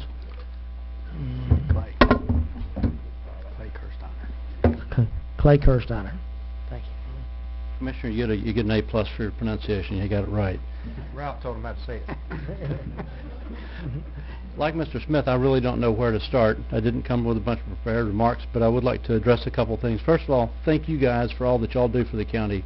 Y'all are the unsung heroes in many respects, and we recognize that it's actually the county employees. Granted, they get a paycheck for doing what they do, but without their doing what they do, this county would not function. Neither would any county, neither would any government, and we appreciate what you guys do for us. Would like to point out a couple things, and it's nothing new, nothing unique. That airport's been there for over 40 years. Since I was that big, that airport's been there. That airport got me living in Wakulla County. I grew up in the county north of here, went away, flew airplanes commercially all over the world. That airport and the friendly folks in Wakulla County, despite the fact that I've been back and forth through here all my life, brought me to Wakulla County. Now you say, what does that have to do with anything? That generates revenue. That airport has generated revenue right along. It continues to do so. My tax dollars go to Wakulla County. They don't go to Leon County, Franklin County, or someplace else. They're right here. They're generating revenue. We're spending money in the county. This whole thing came about as a result of what one might call unfunded mandates. The FAA back in the 1990s changed the definition of what meets a runway, and that's really what has driven this whole thing. That they said it was originally 200 feet wide, now it's 250 feet wide, and that's really what has led to the major renovation, if you want to call it that, of an asset to the county. I also serve on the volunteer fire department down in Ocklawackney Bay, and I can tell you that I've seen lives saved as a result of that airport. Now we're talking about doing a nice recreation park up in the north side of the county to be for everybody's use in the county. That's no more useful to me in the north side of the county than the airport is in the south side of the county, but I can assure you that the airport in the south side of the county saves lives. And I can tell you from a pilot's perspective, if I'm flying a helicopter, if I'm flying an airplane, it doesn't matter. If I need to come in, and I've flown air taxi and I've flown air ambulance, and I can tell you that an airport that's a certified airport gives comfort to the pilot. They know where the clearway is getting in, they know where the clearway is getting out. Landing at the intersection of 98 and Surf Road in a helicopter is a bad option. That airport is a great option. And I've spoken to the pilots that fly in and out of there for the, flying in and out of there for the the helicopter pilots for the medical evacuations, and they say the same thing. The discussion of the 2,500, 2,700, 2,200, whatever it happens to be, the airport's actually over 3,000 feet long. The only reason it's shortened right now is because of obstructions. That's the only reason, and they were on this side of on the north side of Surf Road, which has resulted in a displacement of the threshold. Thank you, sir. Thank you. Our next speaker is Mr. Stephen Fultz, followed by Ms. Carol Odell.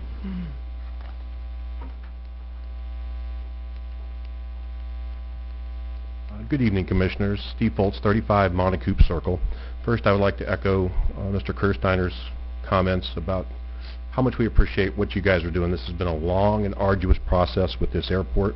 It has been fully vetted. It's been looked at from every aspect. You've had Kimley Horn, a premier engineering firm, working on it. Mr. Edwards has worked on it. Contrary to what you're hearing, FDOT has reviewed all of these documents, and they're fully in compliance. There have been meetings subsequent to address all of these issues, so rest assured FDOT is very, very happy with this. I can assure you of that. I feel that what's on the table now is a wonderful option. I think it's good for all parties involved. It addresses the vegetative buffer. It helps the folks on Surf Road. It helps the county overall, so that we can generate some income in the south end of the county, because I know there are some naysayers, but I do believe that once this airport has some improvements to it, that we will see folks coming in to visit the wonders of Wakulla and come and fish, come and spend time at our RVs, come and spend time at rental properties. All of those things will happen as these improvements occur. Sure, we'd like to have a paved runway. It's not going to happen. We all realize that. That's a huge concession. I think at this point what you have on the table is perfect, and I just encourage you to go ahead and vote yes on this. And again, thank you all for all your hard work. Thank you. Our final speaker on this issue is Ms. Carol Odell. Good evening, gentlemen. Well, I didn't come with a prepared speech. All I can say is I hope you vote on this tonight because it's been a long time coming. The airport is an asset to the Wakulla County, and we all know it.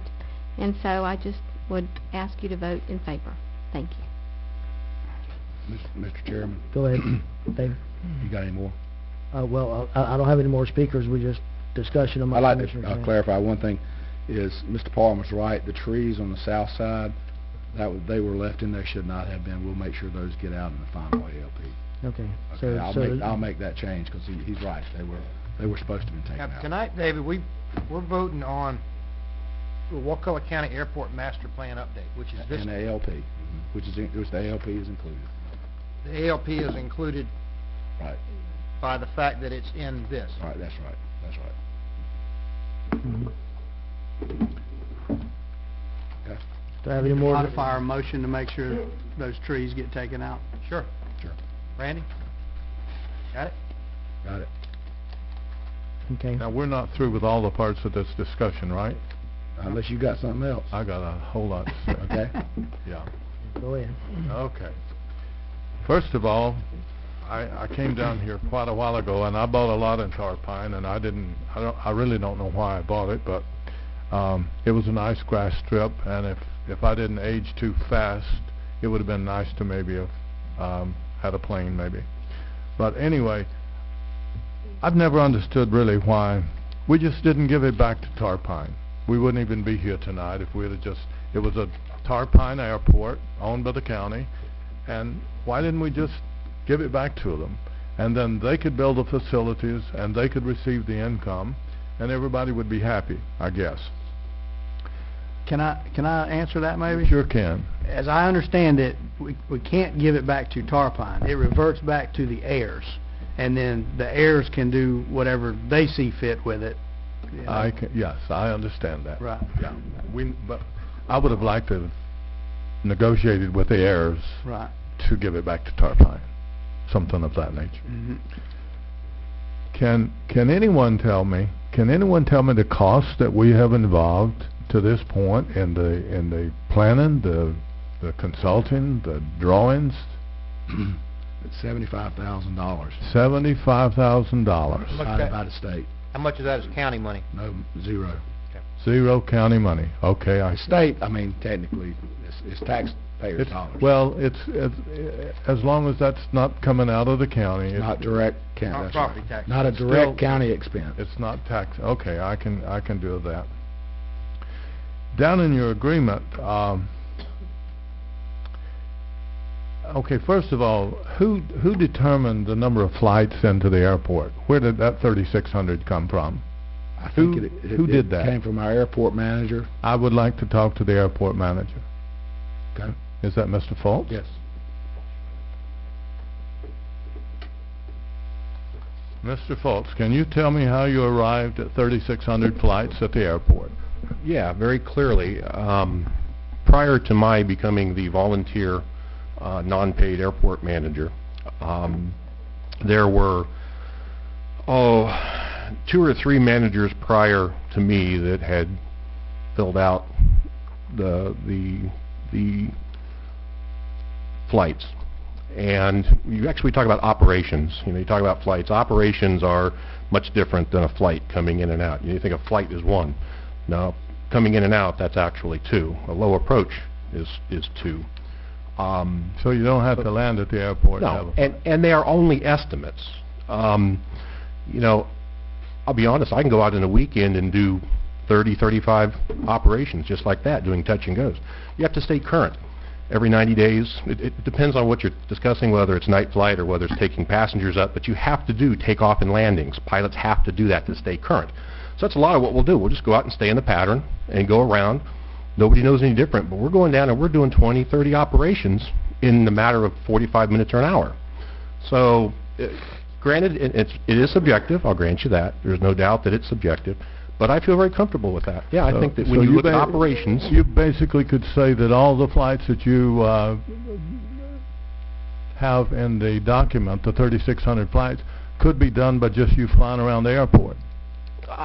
Well, certainly, the 3,600 weren't done by me, but the point is... Other people just flying around the airport, Sure. not people from wherever coming in and landing and taking off.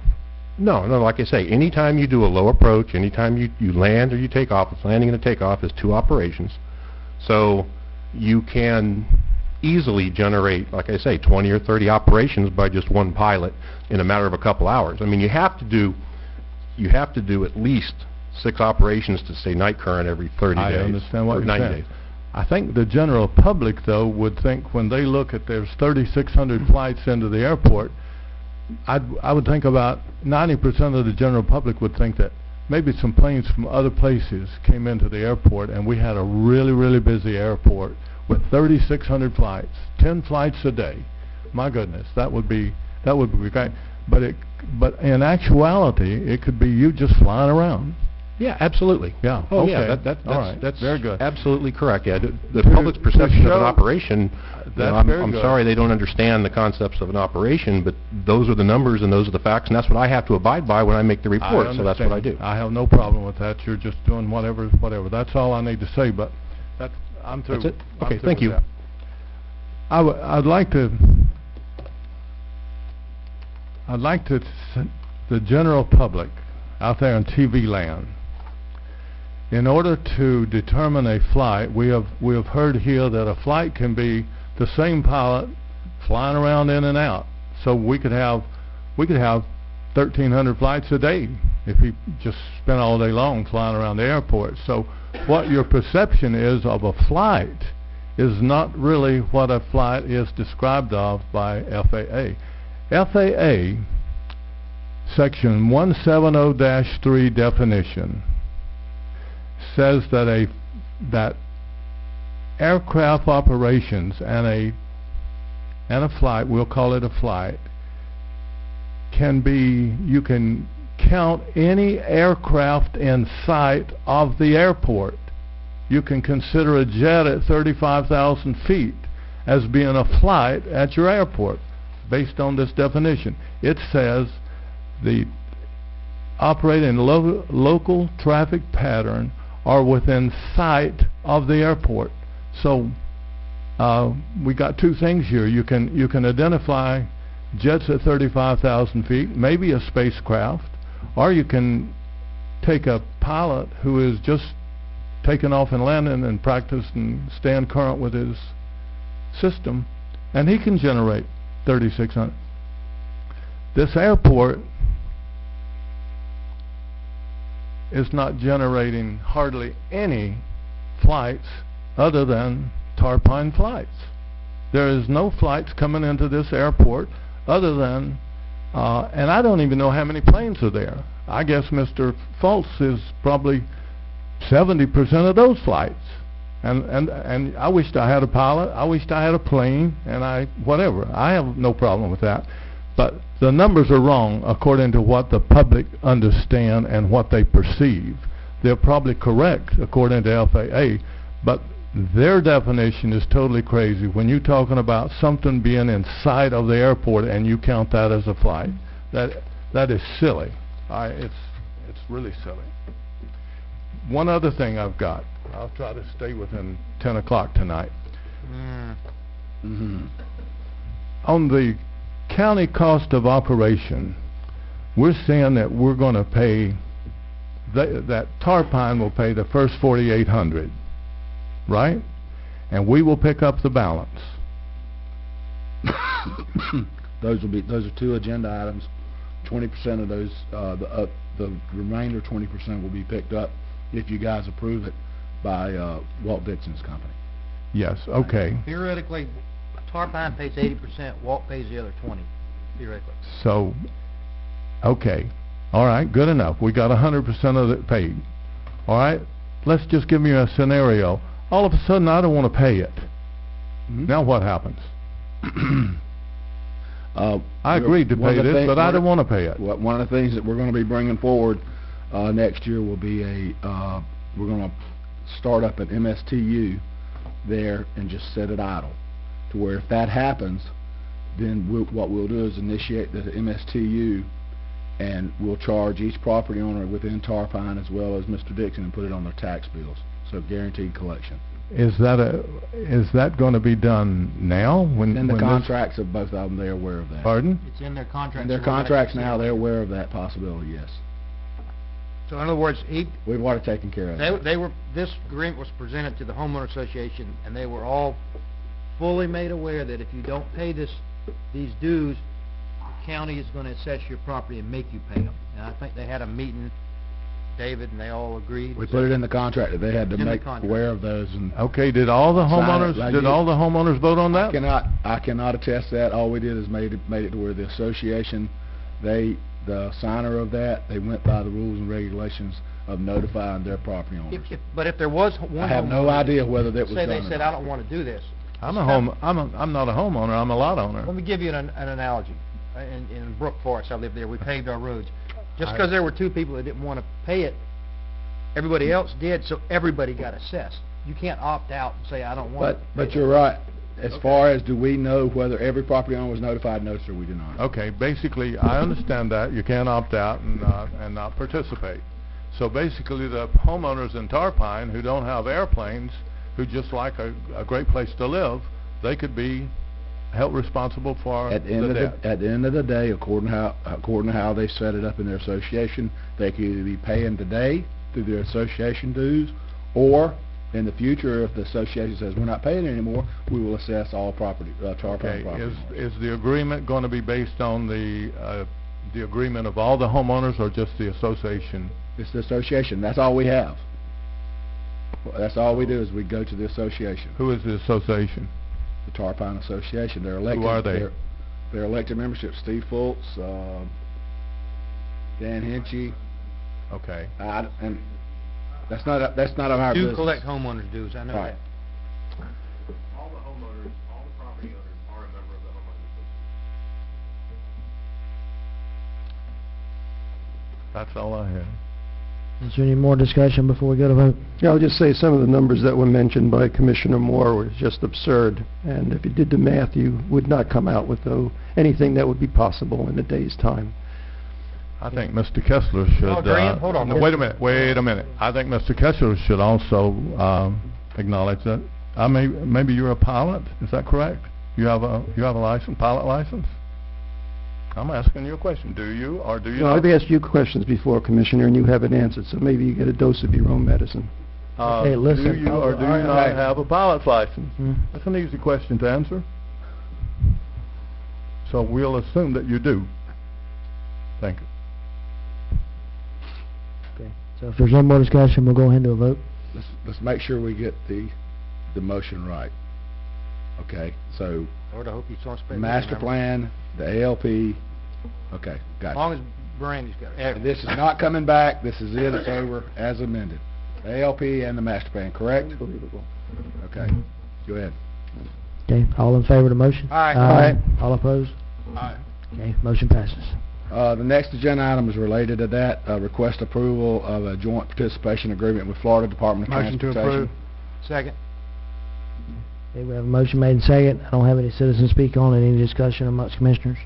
This is the homeowners agreement with Tarpine to Well, pay 80%. the JPA. I'm sorry, this is the You skip that. environmental assessment, Right. okay.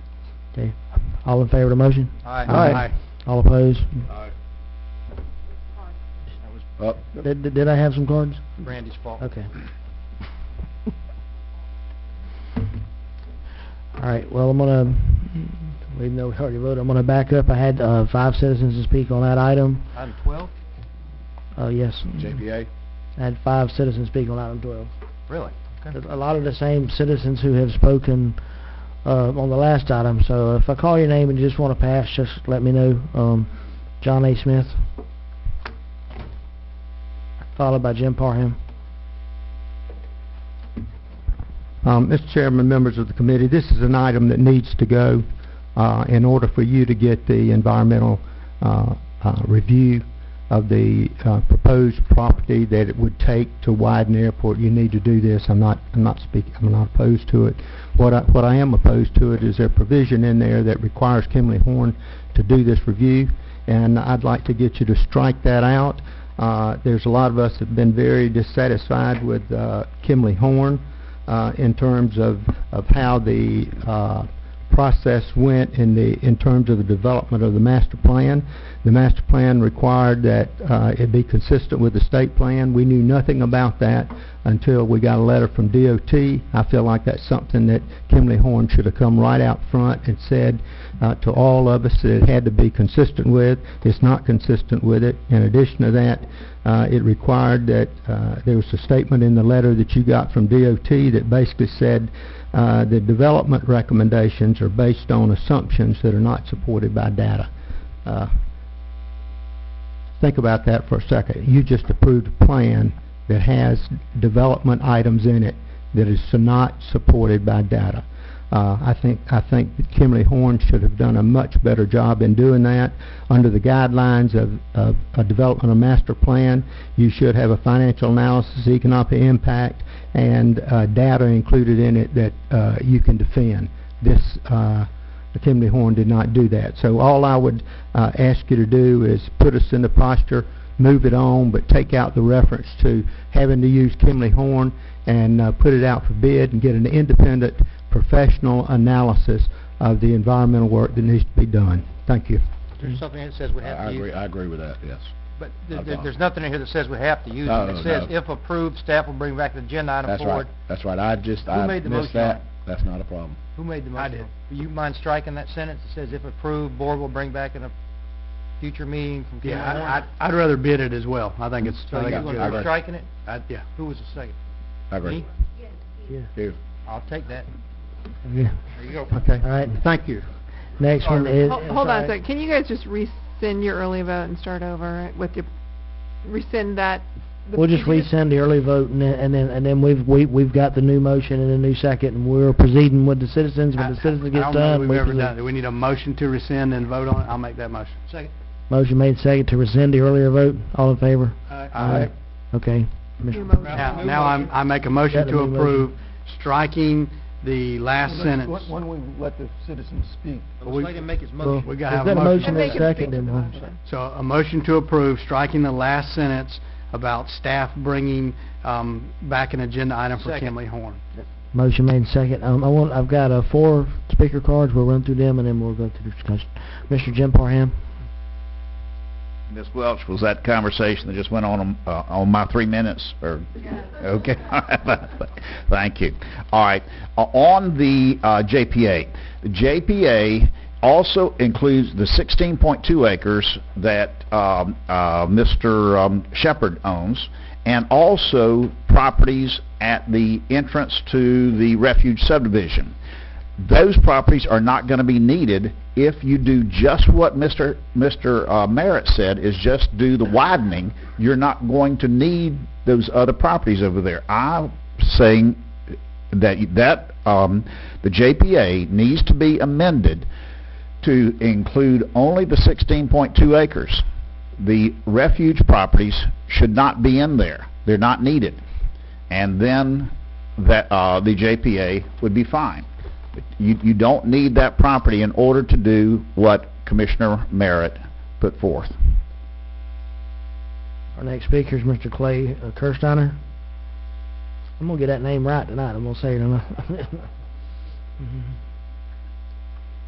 I guess I would just take issue with what Mr. Parham said, in that including those additional properties in there gives the option to the county, whether they're used or not used. That really doesn't adversely impact the process if you know what can be used and what can't be used. This is an environmental assessment. Why not assess the entire environment around the airport as opposed to just portions of it? Thank you.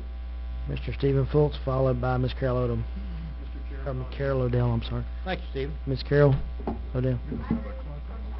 No. Okay, all right. Right here. That's all the citizens. Do I have any more discussion on before I vote?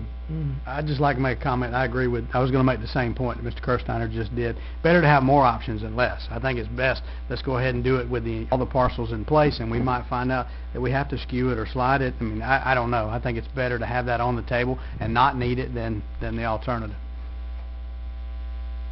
All in favor of the motion? Aye. All opposed? Motion passes. Motion passes 4-1. Okay. Okay, our next one.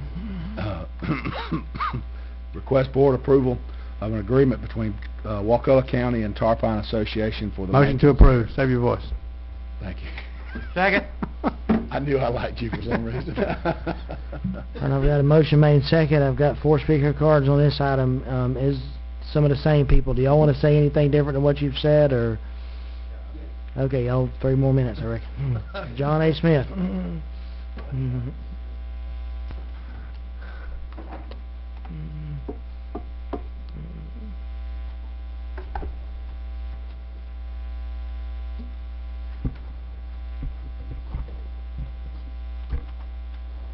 Followed by Mr. Jim Parham.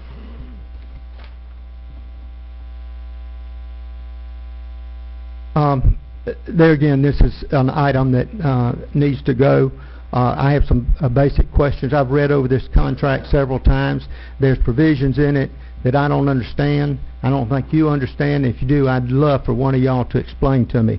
If you go into considerations and look at item B, and I hate to read all of that there, but it says, in order to determine the amount of fee due from the association, no later than December the 1st, you'll go through some kind of reconciliation process for non-grant funds and so forth, and then deduct this and that from it to come up with the ordinary fee. I can't figure out what you're doing there. From the rest of the contract, I've visualized it that it's 80-20 with on the operating costs. But it looks like this subtracts it from the 80-20 and maybe uses local revenues to move the fee down. So it looks like to me, when I read this, and I'm sure I'm reading it incorrectly, and all I want to do is get you in a posture to somebody explaining what this means, but it looks like to me you're taking revenue from rental of the facility, the electrical thing that's out there, for an example, of $1,000 a year and benefiting the airport for it. And it appears to me that that rental cost is public funds that you should be paying a part of your 20% with, not giving it to the airport. But there again, I may be confused. Please have somebody get it down to where simple people like me can understand it. Start off with the 80-20 figure and subtract off and add and see what you got and understand what you got. That's all I'm trying to do. Thank you. Our next speaker is Mr. Jim Parham, followed by Stephen Fultz.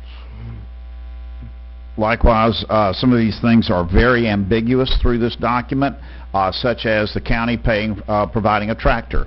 Does that tractor, the cost of that tractor, amortized and paid and figured in the cost each year, or is that just a gift to Tarpine? And that's not clarified. Also, as to use, what this does, this gives Tarpine free use of the airport, Tarpine residents.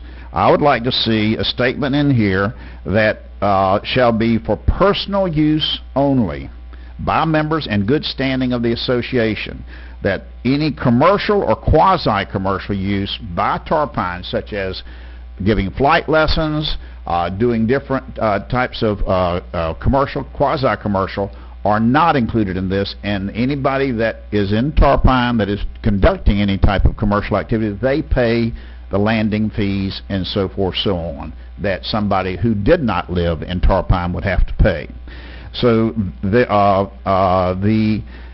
again, the county responsibilities, read through those, but are the cost of the fertilizer and these things. It says the county is to provide these things, but that is the cost of that factored into the annualized figure?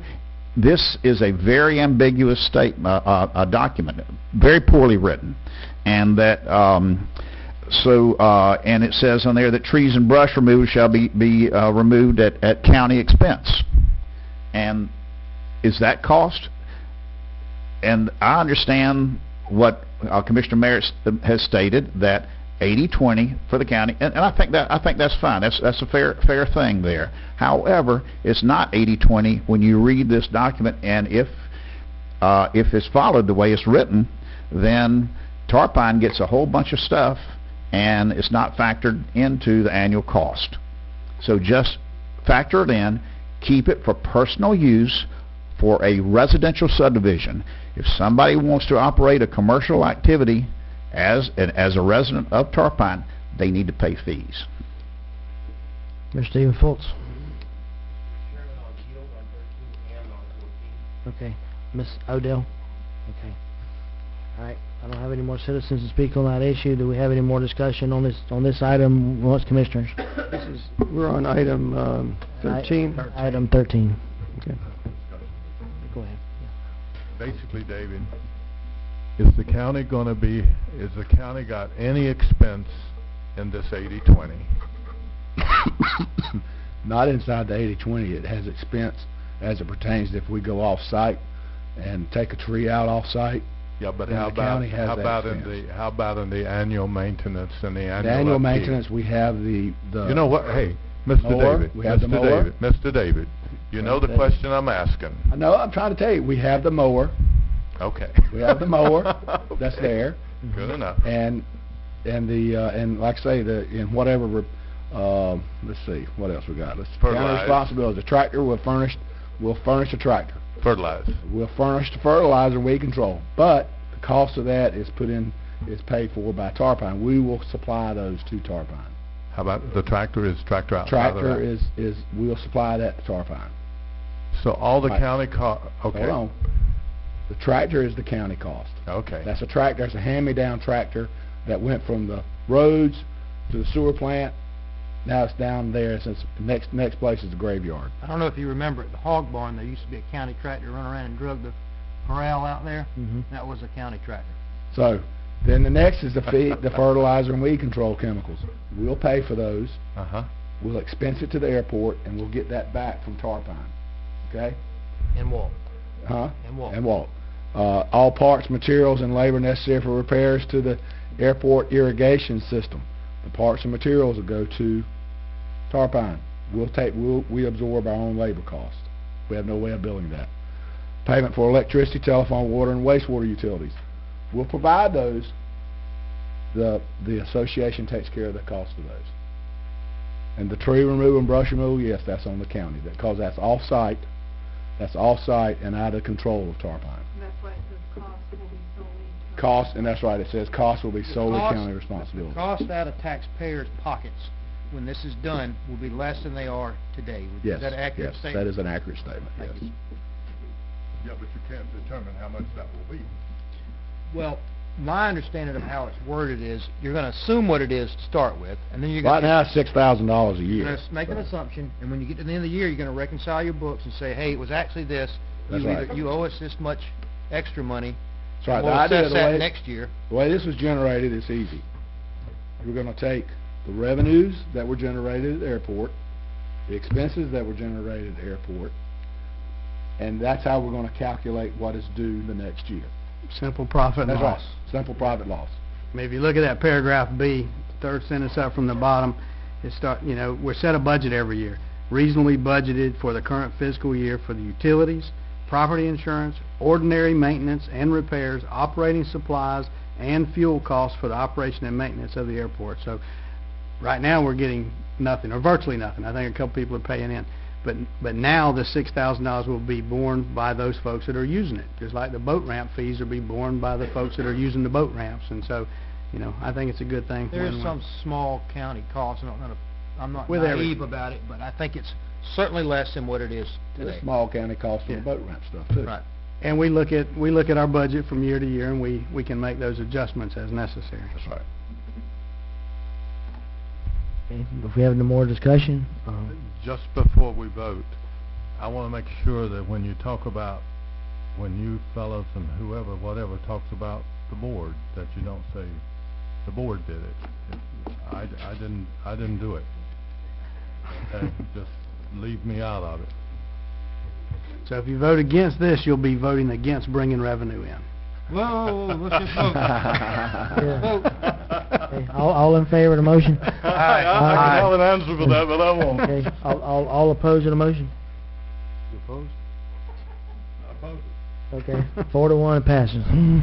Next one is request board approval of an agreement between Panacea Coastal Properties and Wakulla County Airport access fee use, or access and use. This is the other side of the equation. This is the 20%, pretty much the Motion to same approve. contract. The only caveat here is there's currently, and I have to notify you, there's currently a code board case because the CO has not been issued for this building. and that needs to be taken care of as a ongoing code board case, so that needs to be taken into consideration. How do you want to take that into consideration? Do you want Ralph to modify his motion?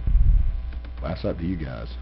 All right, do we need a motion in a second before it begins modified, or do you want the discussion to take place Well, now? If he has something, he recommended Ralph modify his motion. If Ralph wants to modify it, fine. Well, there's a couple of things. Is we don't want this to go on forever. One of the things I think we could probably do is go with a 30 or 60 day time period that we'll move forward with the agreement within 30 or 60 days. If the CO is not issued, then we'll block the access to the airport from Panacea Coastal Properties. That's our only ramification. Are these two issues, are they tied together, or Yes, just that- a means to an That end? has to be. We've been working with Mr. Dixon on this, and we have to get this CO period in the story. But I mean, is that tied to this agreement, or is it a... It should be, because the county should not enter into an agreement unless it has a deal to clear out all code board issues.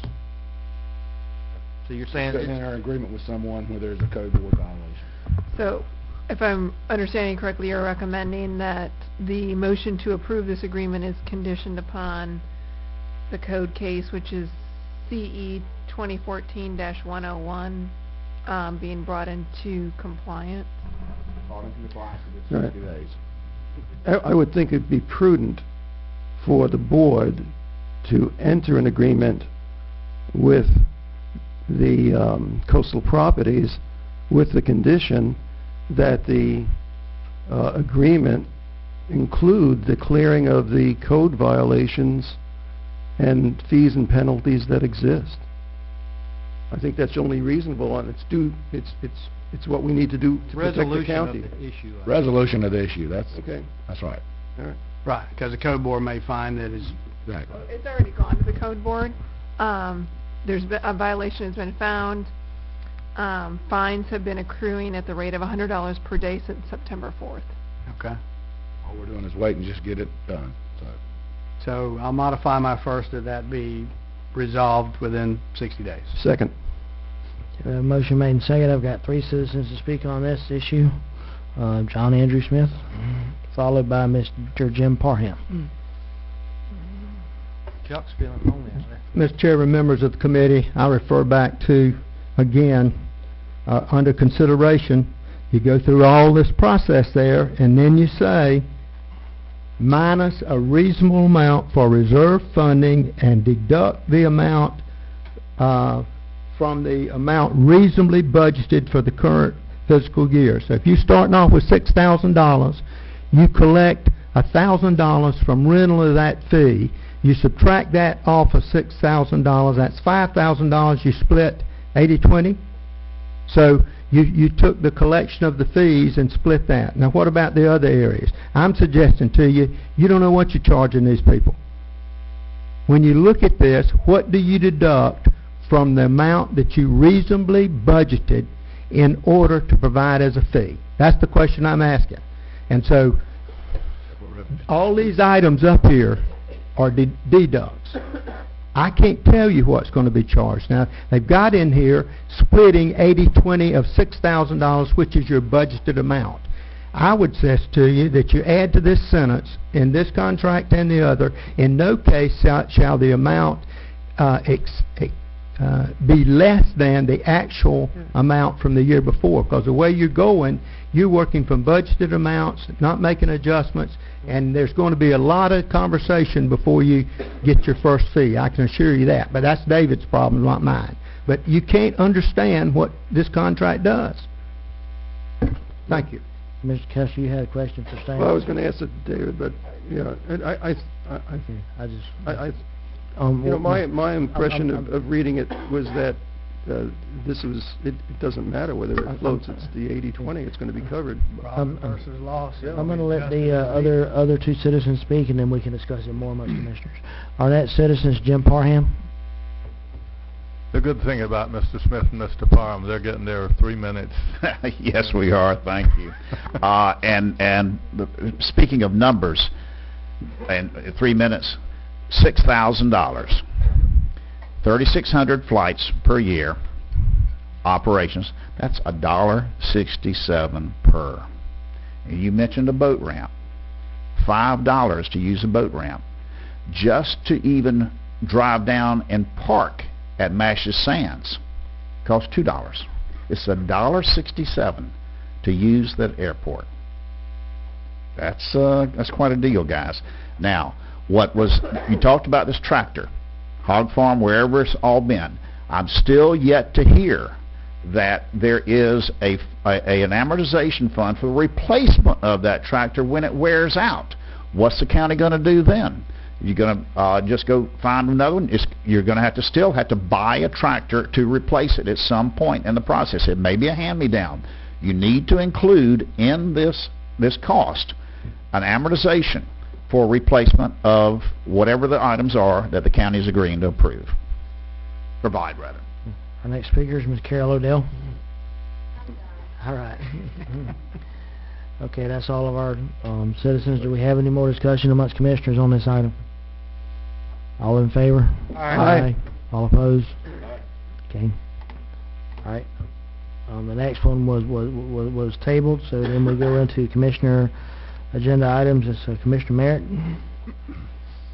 Excuse me, can I make one clarification? Yes, sir. That 30 to 60 days starts today, or starts tomorrow, as soon as we enact it, okay? Okay, so starting tomorrow, then. That's right. Is it 30 or 60 days? What As long as you're going to sign the contract, It was right? 60. Tonight? Right, 60 days, and as soon as it's resolved, we can move forward. As soon as it's resolved, when we're raced, we're done. Okay. That's right. Okay. So that everyone understands that. All right.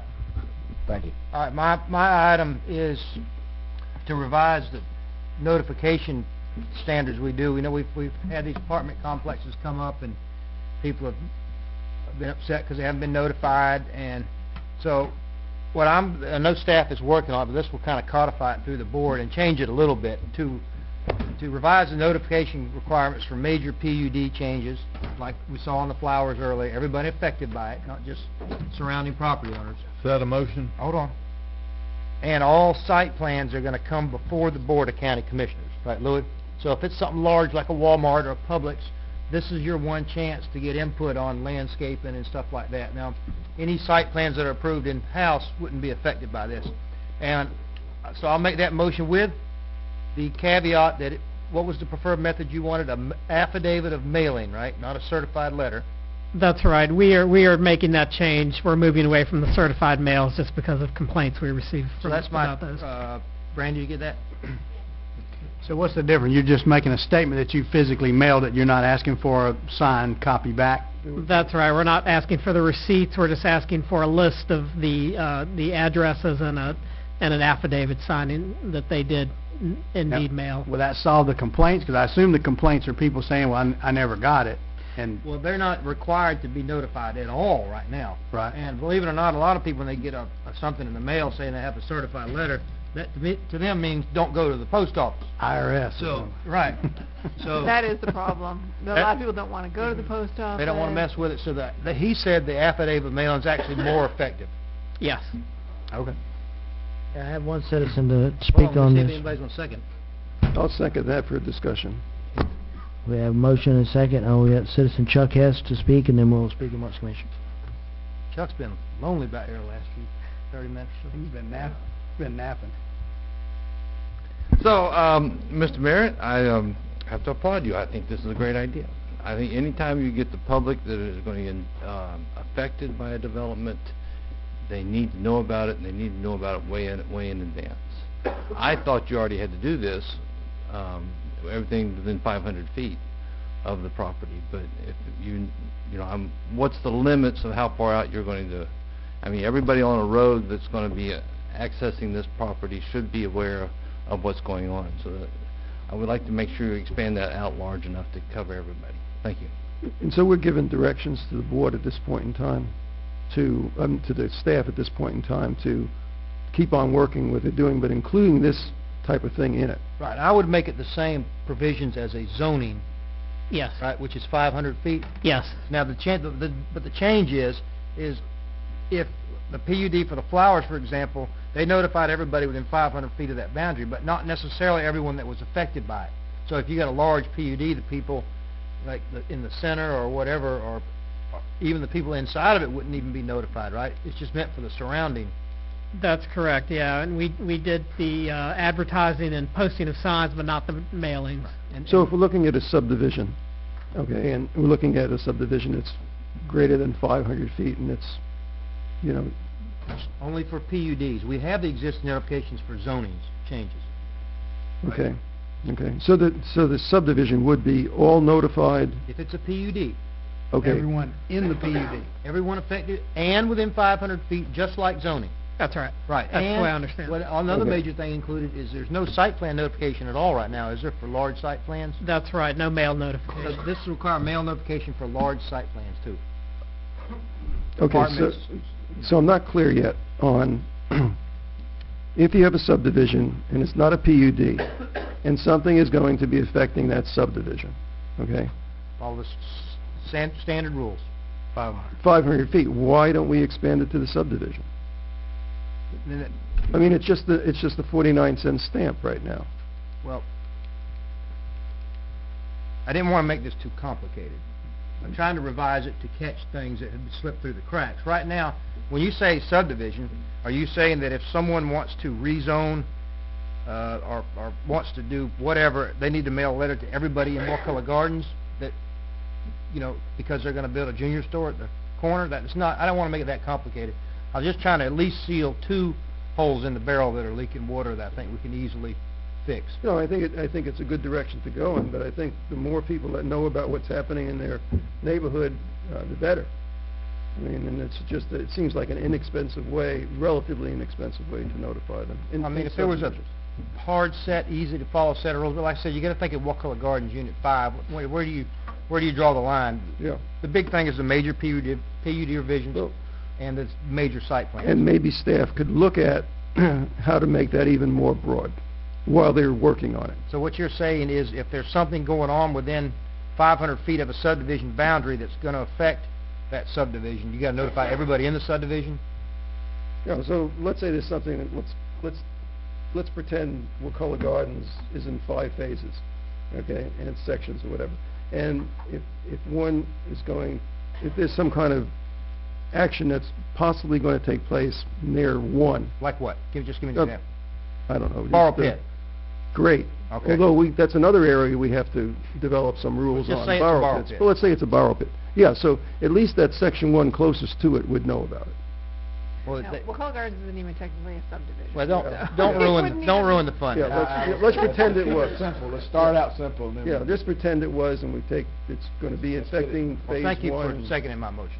Yeah, that's all right. That's what we had the discussion on. But anyway, if we could have staff look at that while It's just the cost of a stamp, you know, Yeah. I think they can look at it, and if it's reasonably going to affect more than the 500 Yeah, feet. and they may say the language doesn't allow us to do this, it's going to be too cumbersome, or they may say, here's an alternative you might want to look at.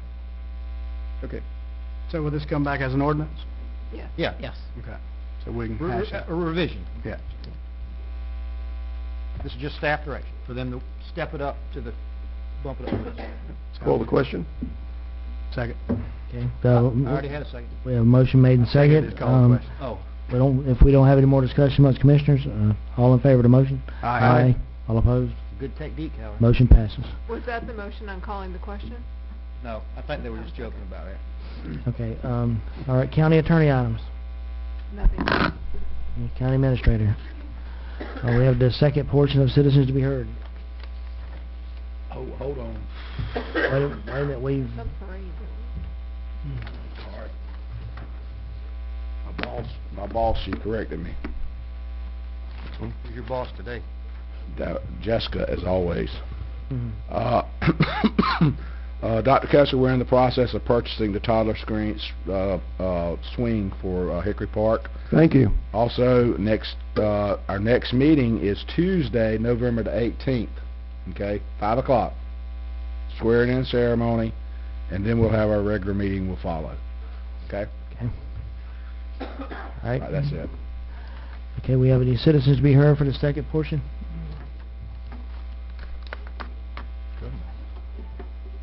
Chuck? Where's... Okay.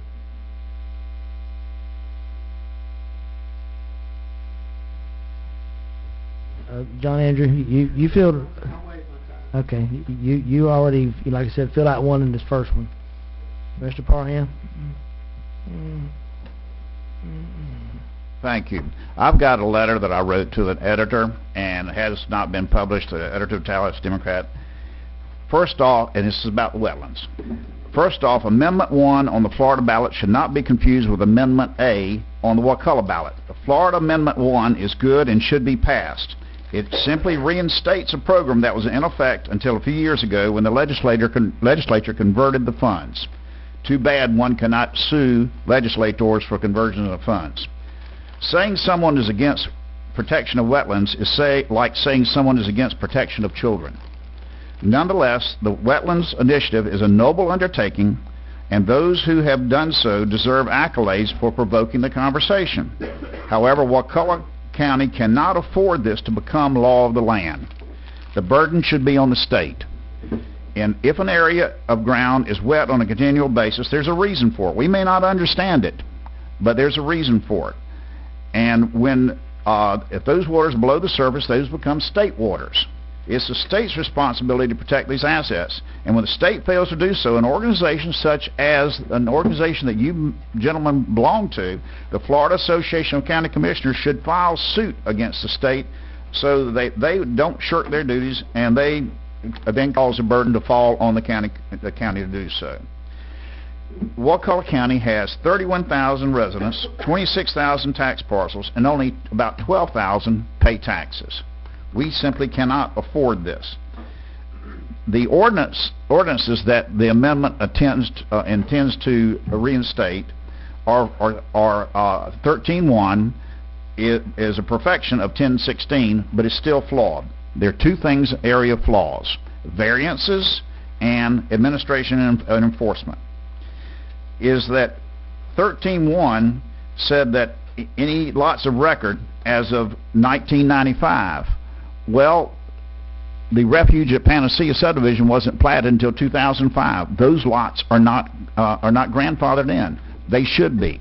I've worked in 34 counties in this state and doing appraisals, and I've had to appraise those properties under which they were governed for land use. I have never seen a situation where properties that pre-existed an ordinance were not grandfathered. This is a terrible part of this, and it cannot be changed. Also in here, which invites a lot of litigation, is the language of substantially all economic and beneficial use of the property. That's a very nebulous statement, and that will cause a lot of legal fees. In that, the second thing on administration and enforcement, there's no funding source with this. With Amendment 1 of Florida, Thank you, Mr. Parker. there is. Thank you. Okay. Mr. Mike Morgan.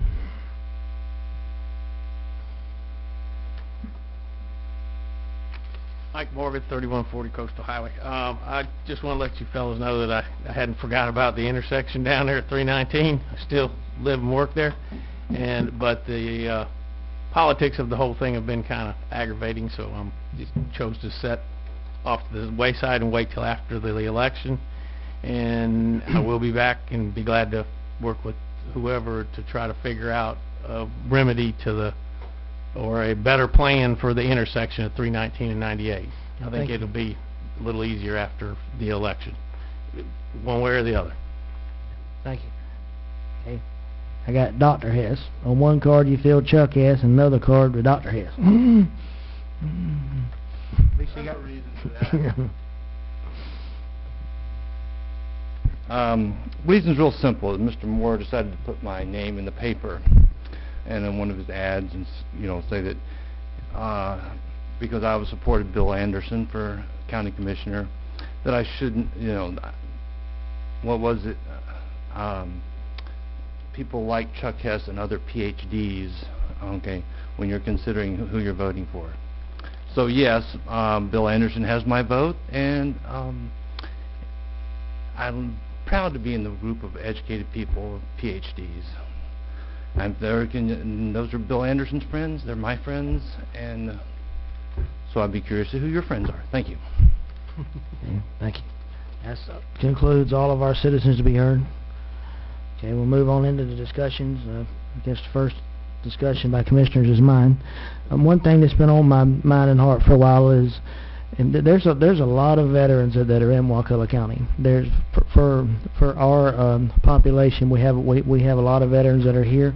We have a lot of veterans who are retired veterans. They lived their life in the military. They spent 20 years or more in the military, and many of our we had many veterans in the county who actually, before they retired, held high ranks, and we had many veterans who were highly decorated. We have many veterans who were wounded in combat, and some of them are still experiencing their wounds. But one thing that I wanted to present tonight, we have a very broad park system in Wakulla. We have Hudson Park, Azalea Park. We've got recreational parks. We've got many different parks. And at the last meeting, it's now being presented. We're about creating a dog park at the community center. But there's one park that's behind AutoZone that's Crabapple Park. It's owned by the county. It has a name, but we don't do anything with it. It's got a sinkhole on it. We've got a sinkhole on it. But there's still a good little bit there. So what I wanted to present to the commission tonight would be, being we own it, it's already named, it belongs to the county. I wanted to present to the commission to consider dedicating Crabapple Park as a veterans park, and rename and work towards developing it into a veterans park, to where monuments can be placed there. Structures can eventually be placed there. We already own the land. It has a name. It could be renamed. It's located behind AutoZone. I don't think it's even cleared, but if the board would be agreeable with it, I would like to bring this back as an agenda item in order to rename Crabapple Park Veterans Memorial Park. I would look, if you would, the park is kind of small, and I don't know how much area that sinkhole takes up of the park. So just make sure there's enough room to do these monuments or whatever there actually. My first part that I thought about the south side of Hudson Park, but as I was informed to me, the county doesn't fully own the south side of Hudson Park. That still belongs to the Women's Pavilion, correct? Right. So, it seems ideal that it would get more exposure at the south side of Hudson Park, where there's a couple monuments already, but the county doesn't presently own that. So I was just looking at the property that a county did presently own. I haven't been on that property in a while, but my recollection of it is that it was pretty steep from both directions, from the direction we don't own that had been cleared, and also from the direction that you come off of that small street between. It's a good idea, but you might just want to look at the thing and not see if you can find it somewhere else. But it's a good idea. I think it is a good idea. I think it would be a very nice statement. But I think maybe we could have somebody from maybe from our ESG or engineering to go over there and look at the site and see how practical it would be. And I would, but the board would be agreeable in the creation of a veterans park. I'd say it'd probably be better in a place that's going to have other draw, like even the community center area, because we want to, when kids are there, we want them to see this. We want to see. I agree. We definitely for it, but I don't think it's a good idea to have it kind of tucked off by itself. Remember the memorial statue in Panacea at the IGA there. Nobody really ever see. Most people don't even know it's there.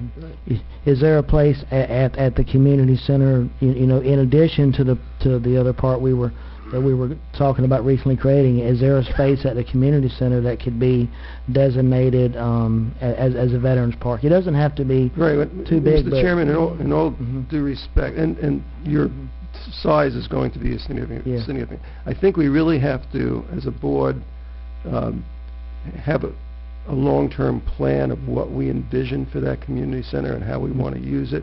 And if we start sort of chopping it up without that plan, I think we're going to get ourselves in trouble.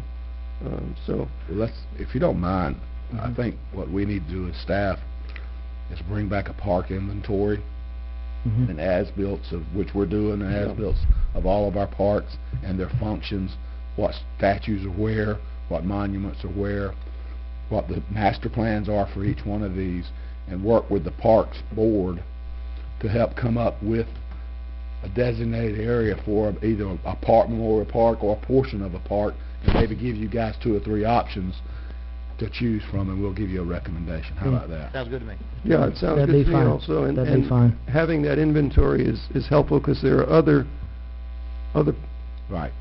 pieces of land that we may be able to use for whatever. And I'm in agreement that I believe it needs to be an area that would get as much exposure as possible.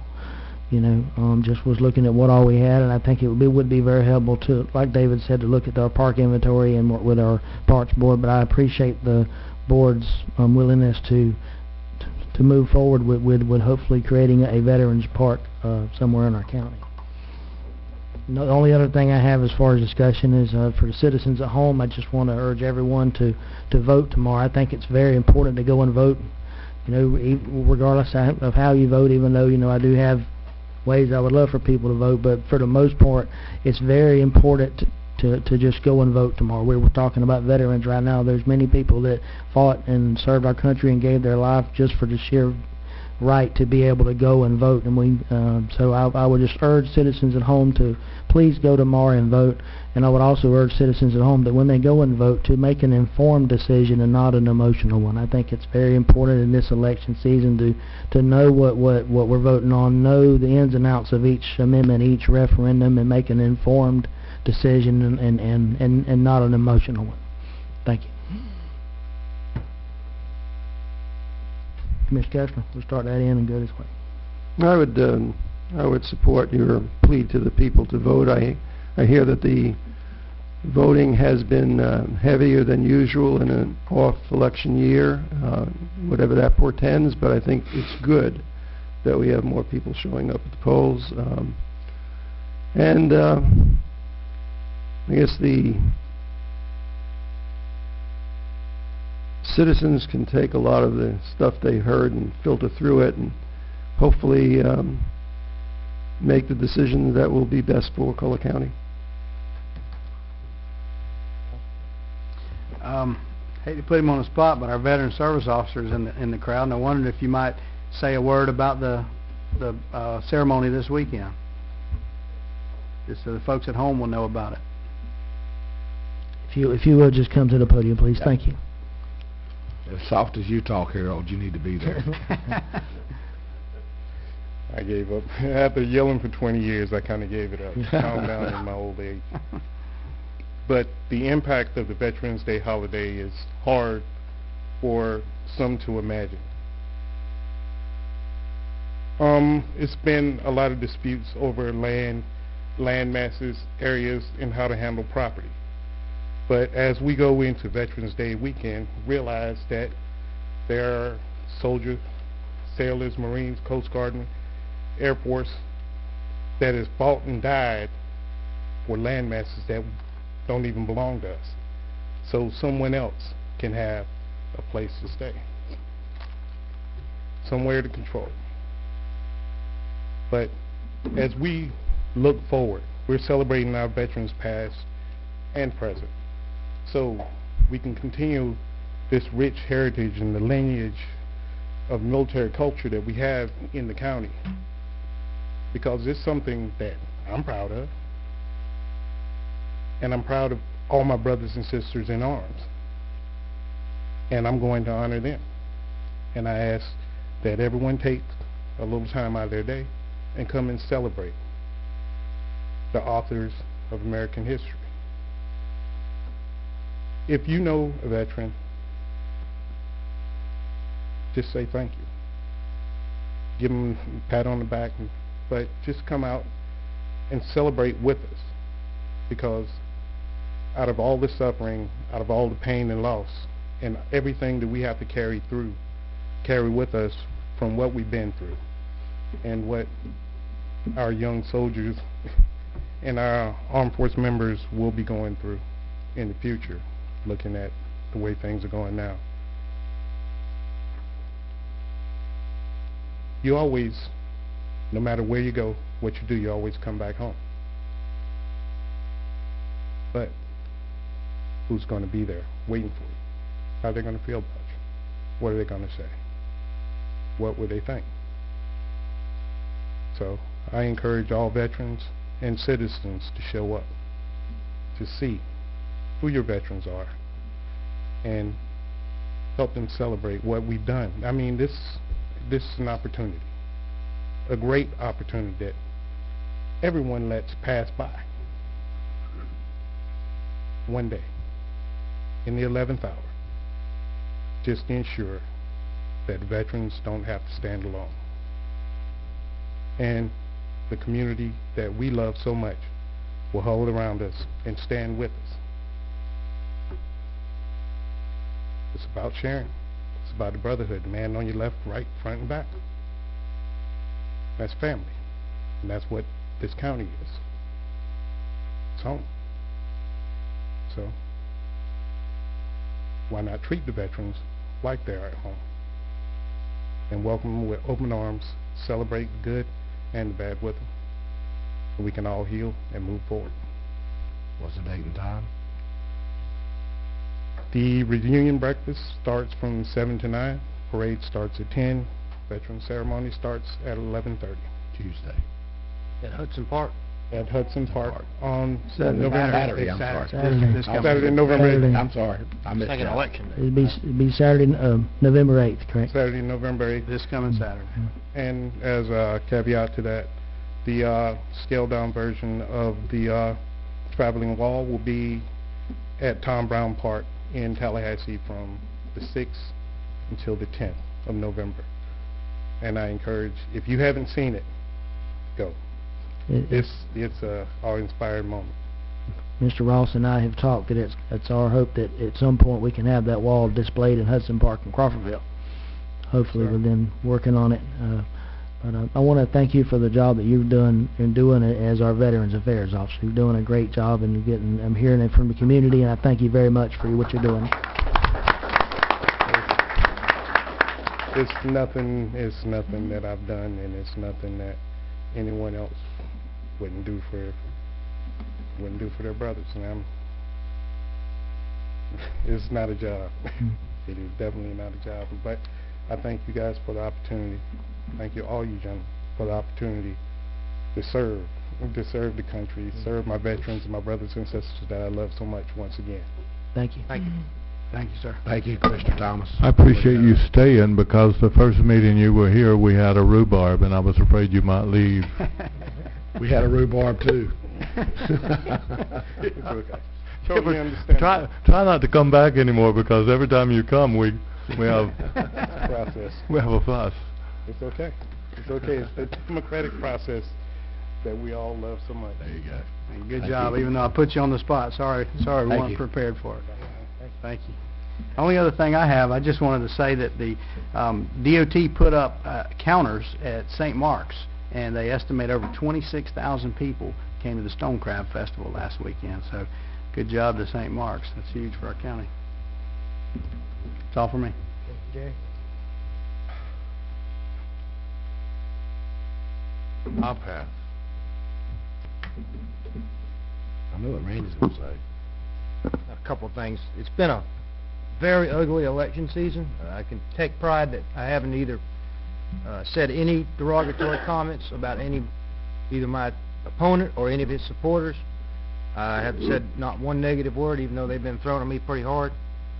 And depending on the outcome tomorrow, either I wish you guys the best of luck, and it's been a pleasure serving with you, or I'll see you in 2 weeks. Motion to adjourn. Second. Motion made, second. Thank All y'all. right, thank you. You too. We'll see. This is over now. Yes, sir.